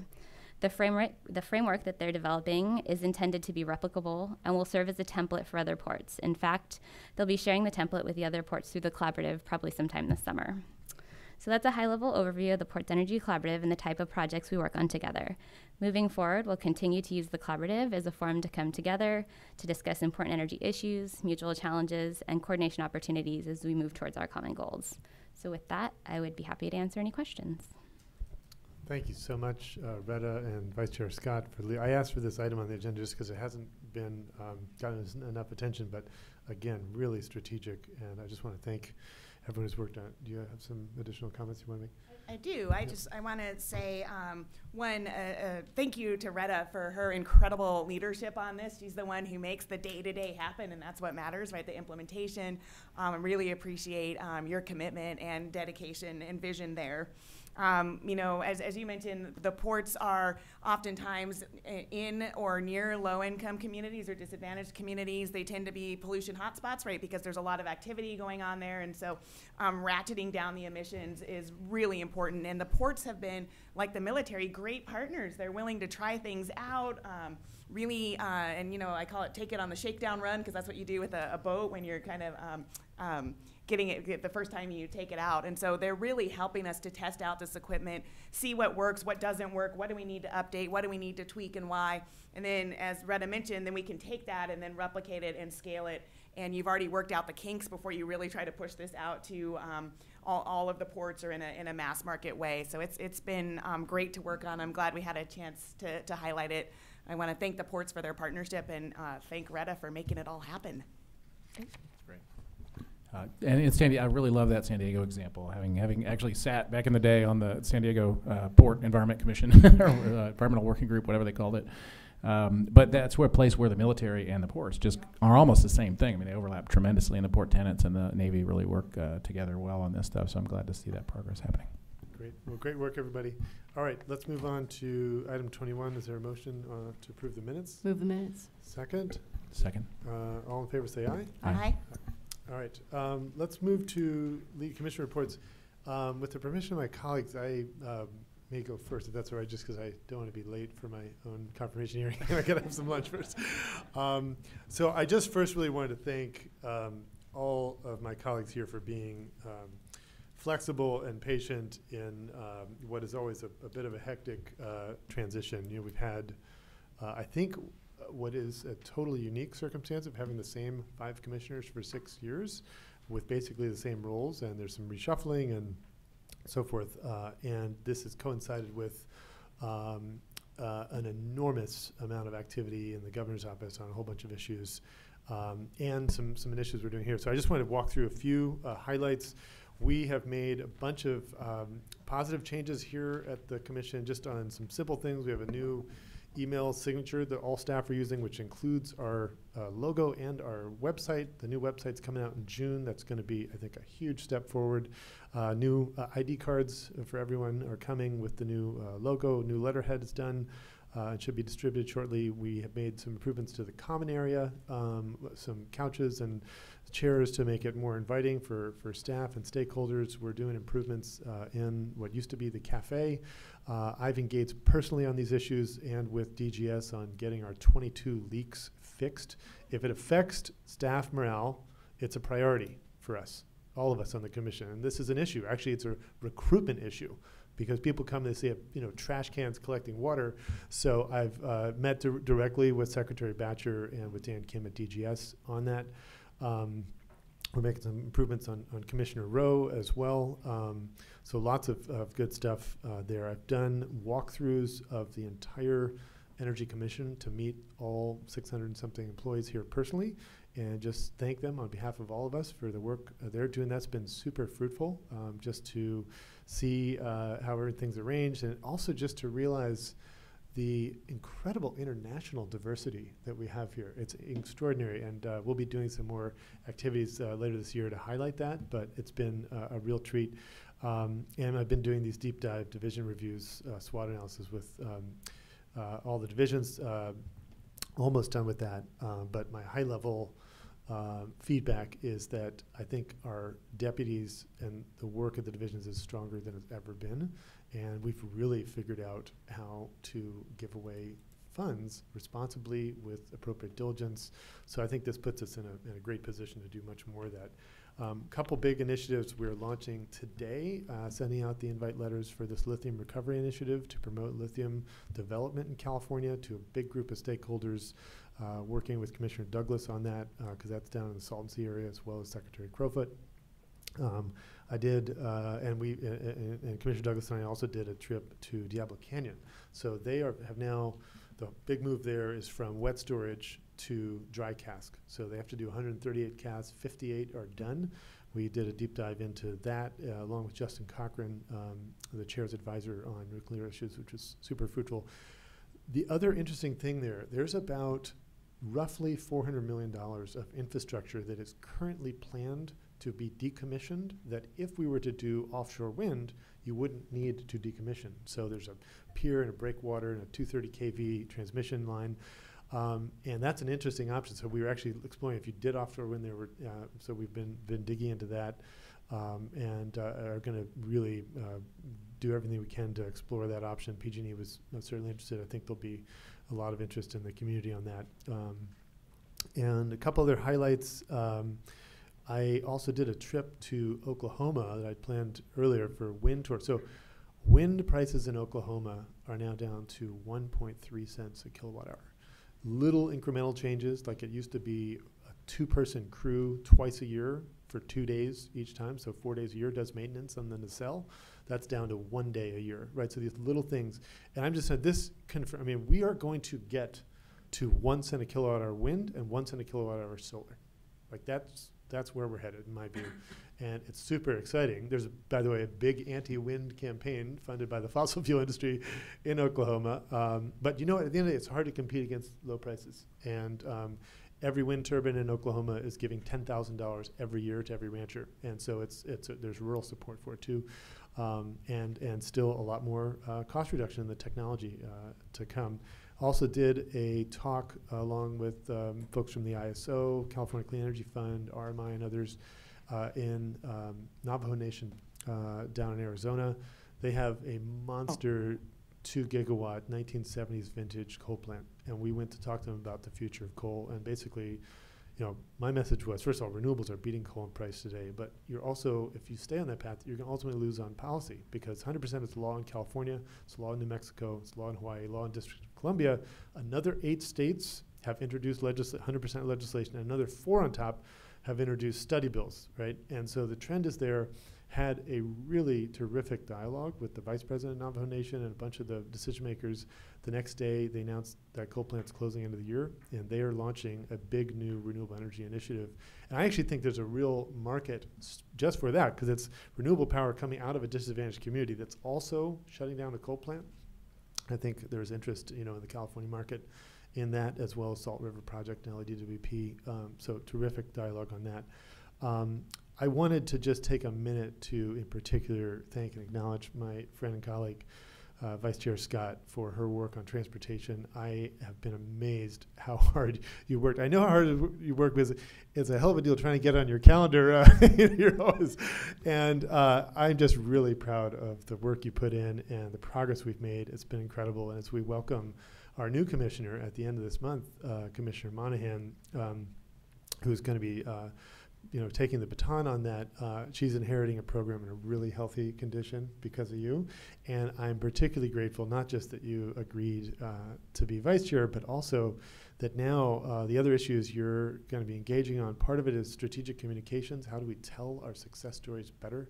Even if we get to 100% clean energy and, you know, 0 carbon in California, if other states don't follow suit, other countries, we're not going to win. So your incredible talents on that, your experience at Department of Interior is extraordinary, and I'm excited to partner with you on that, as I am to partner with you on the EPIC program. This is the crown jewel of the Energy Commission. We need to reauthorize that program next year and get another $1.5 billion. It's imperative that we succeed in that. The stakes are really high, and so you're engaging on that at just the right time from my perspective, and I want to thank you for all that. The last thing I would say is I do want to do an on-bank with PUC and ISO, and I'd love for us to just be thinking about issues where it makes sense for all 3 agencies, all 15 commissioners to meet jointly. What are the things that we want to talk about? I think disadvantaged community diversity is a great one.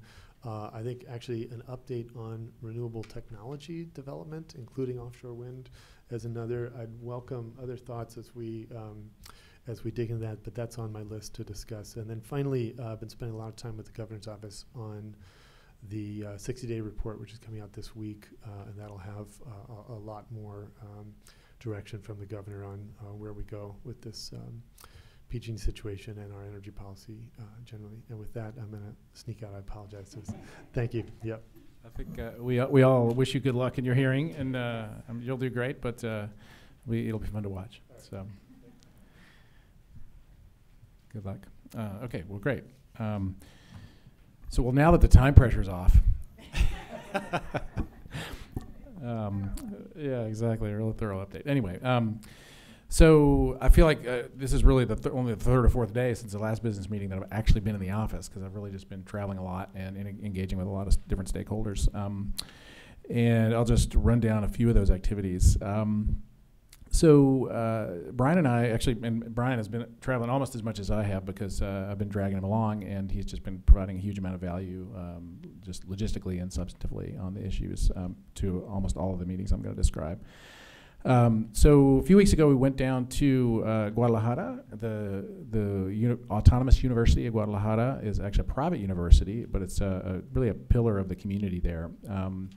They are building a lighting research center along the lines of the one that's at UC Davis. And we've participated not with financial resources, but just with sort of ideation and proposal evaluation, and kind of really engaging with the state of Jalisco on really the whole country of Mexico on this. And so it's really great to have that project landing in Jalisco. There's so much opportunity in Mexico for LEDs, kind of to leverage the LED revolution for the Mexican context and really get the technology's cost down and manufacture locally and do a lot of great things down there. And the idea is that this leads to a renovation of our MOU with Jalisco.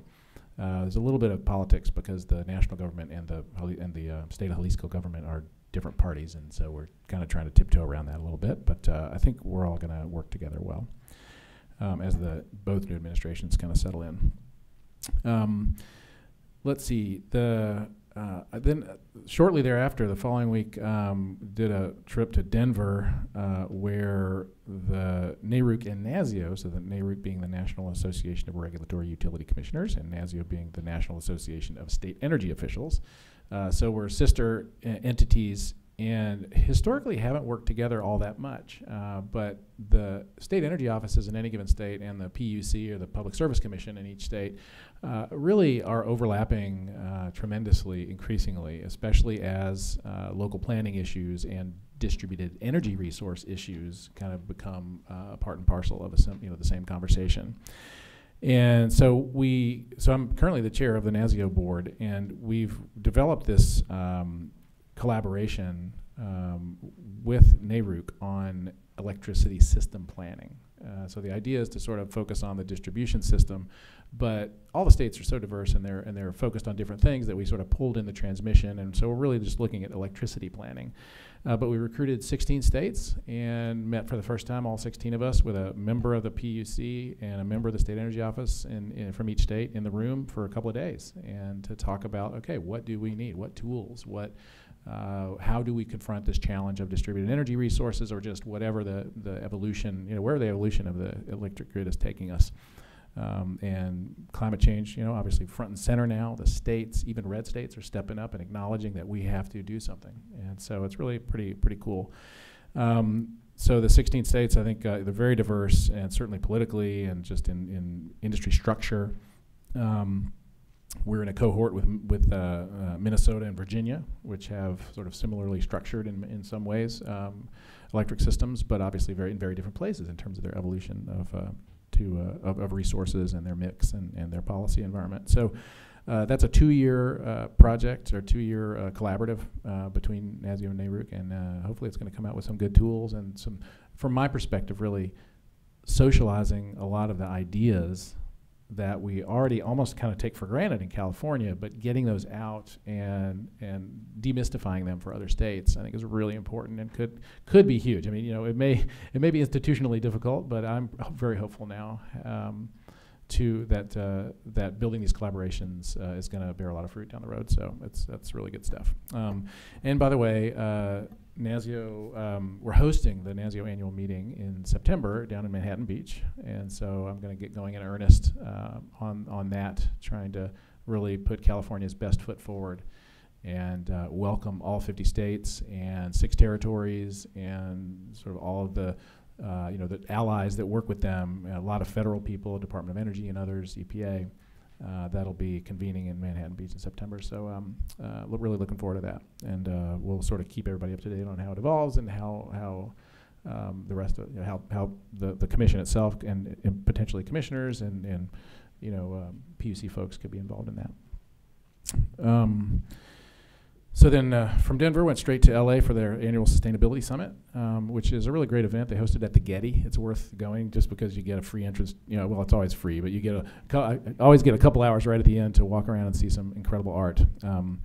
But that is just a great event because now that the mayor Garcetti is not running for president, he is all hands on deck for the Olympics, and they announced the amazing goal to retire LADWP's gas-fired fleet, and they are just going great guns down there. And I always say the future happens first in LA, and they're just doing some great stuff, and they've got scale. They've got a really interesting sort of innovation ecosystem. So that was a good time. And it actually you can go and watch the whole thing online. They're really good with the media piece of it as well.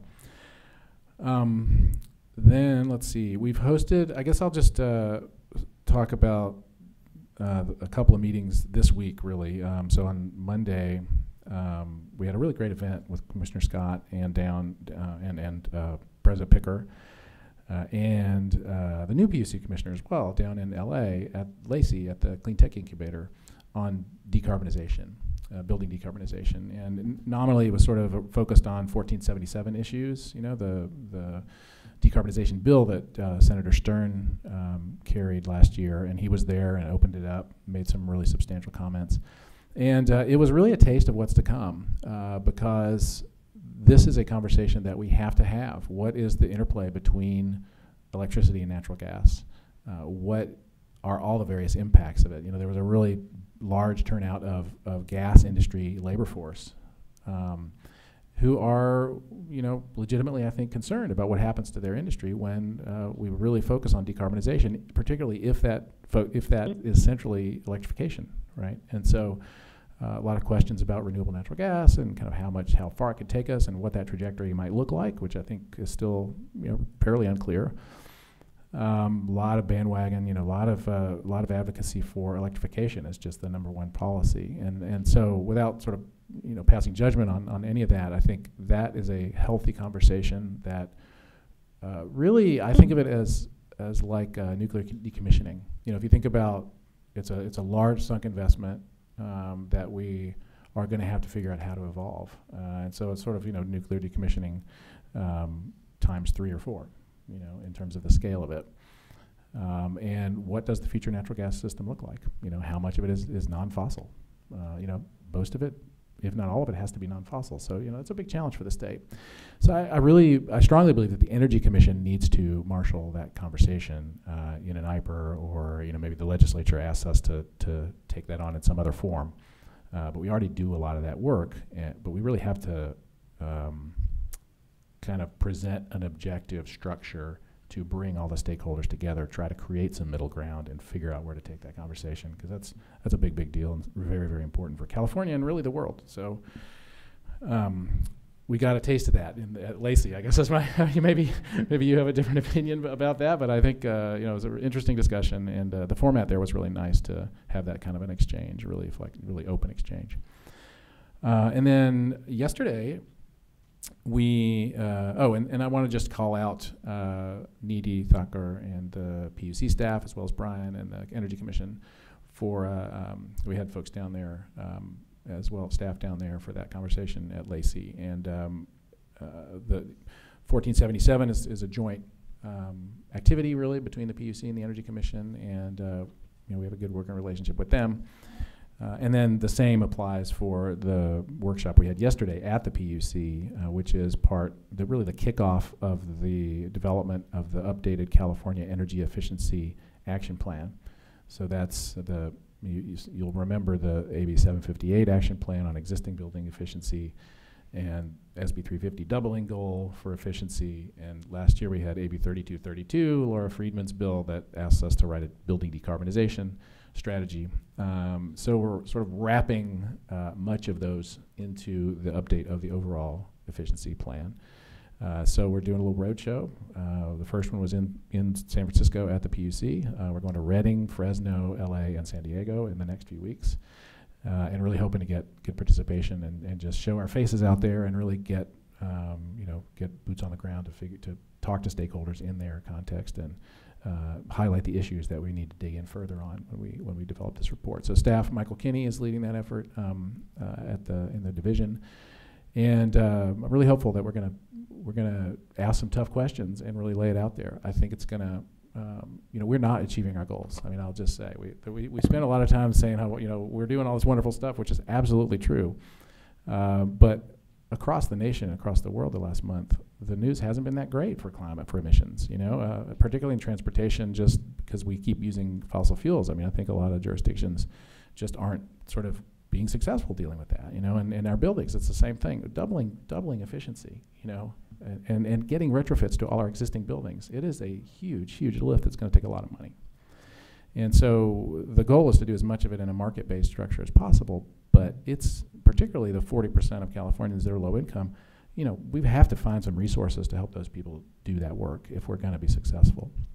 And it's going to take a lot of political will.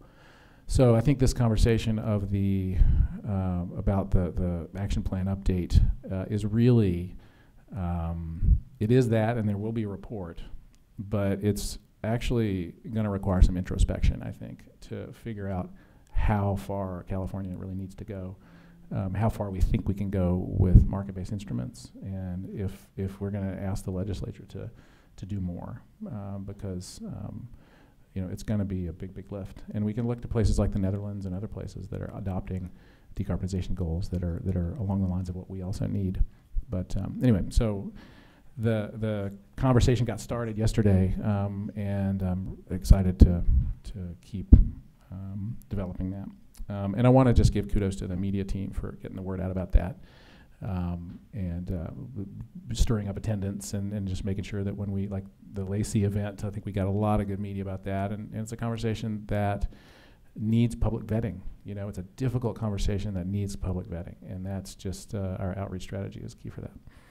I think that's about it. Thanks. Great, and I want to briefly acknowledge that Chair Hochschild left right before Commissioner McAllister started his update, but you still have a quorum with Commissioner McAllister, Commissioner Douglas, and myself. Thank you for that great update, Commissioner Douglas. I'll just have a very brief update. The chair already mentioned our trip to Diablo Canyon on May 4th, and that was a really helpful and informative visit. So I think with that, I'll pass on any other update. Thank you.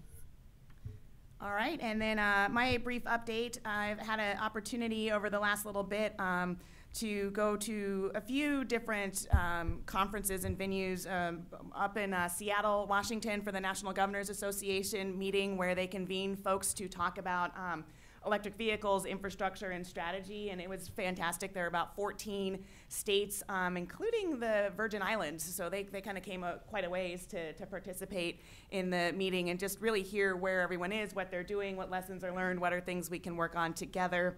Had an opportunity to present on the work that the Commission is doing at the Clean Cities Conference in Oakland a few weeks ago, and also to talk to the California Lawyers Association with some vision of different folks about how we get to 100% carbon-free energy. So that was great. We also had our in-person Ports Collaborative meeting at the Port of Hueneme a few weeks ago, and that was fantastic. The Port of Hueneme is a fantastic host. It's really neat to see what they have there, and also to convene all 6 of the ports together and trade information. One of the things that they did was took us on a little tour of the Port of Hueneme, and they have they do a bunch of bananas and other produce, and they also do cars. And so it's very interesting to watch these cars come off the ship. And what's interesting apparently is that, or I think this is interesting, is the cars have just enough gasoline or just enough charge to get off the boat and then get into the parking lot before they get put, on those bigger trailer trucks that take them to the different places, which I don't know, I was like, how do they do that? So it was really neat to see the operations there. While I will miss working on transportation, I'm really pleased to have the opportunity to work with our R&D team and be part of EPIC and Pure Natural Gas and really dig in and engage there. So looking forward to that. That is my update. Yes, we will move to item number 23, which is the Chief Counsel's report, please. Nothing. Okay. We will move on to item 24, which is the Executive Director's report. In the last couple of weeks, we had hearings before the Senate and Assembly subcommittees on our budget proposals. All of our budget proposals passed, so we batted 1,000. We still have 2 spring finance letters that will be entertained soon, but we're doing well. Next is item 25, the Public Advisor's report. So very quickly, I had a great opportunity to work with the Research and Development Division on some community meetings that they planned, and it was really awesome. We had community members. A lot of times when we do meetings, we'll do North, Central Valley, and then Southern California. Well, this time we really listened, and so instead of going to Fresno, we went to Madera and Bakersfield because we realized from community members, even in the planning, we lose those individuals at the north or southern part of the Central Valley. So as Commissioner McAllister was speaking about linguistic access, there is not only just the actual language access, but it's the way we use language. And so if you are communicating to rural community members, even though you're all speaking English, there might be another language that you need to use. And so we're really trying to be innovative and strategic when we do the outreach meetings, that we're making sure that we are presenting information that's accessible. And I really encourage you to have these meetings outside the box of our traditional kind of workshop and PowerPoint presentation. We actually did what we called an energy icebreaker, and it was just a matching game, and it was a very creative way to introduce terms like, microgrid or customer support solutions, which community members who are traditionally not engaged in our processes wouldn't really understand. So those were 2 very, very successful meetings. And then I just want to thank my staff, Rosemary Avalos, who's not here, but then Dorothy Marimi, who have been very instrumental in making that happen, reaching out to communities where we were able to provide food as well as translation services for both of those community meetings and give good ideas. The last thing I will say is that we have our Diversity Career Fair that's coming up at the end of the month, April 25th, and we want to encourage everyone to share in getting the word out so we can let anyone interested know that they're welcome here at the Energy Commission. And I thank Dorothy again for being the lead on that. Thank you. Great. I want to can I just say something about the linguistic thing? I mean, it's not only just a linguistic thing. It's also a cultural thing, right? Yes. Because our processes are they're like a foreign country just themselves, even if you speak English, right? So I think I'm just thinking about some of the rural communities we serve. Southern Central Valley.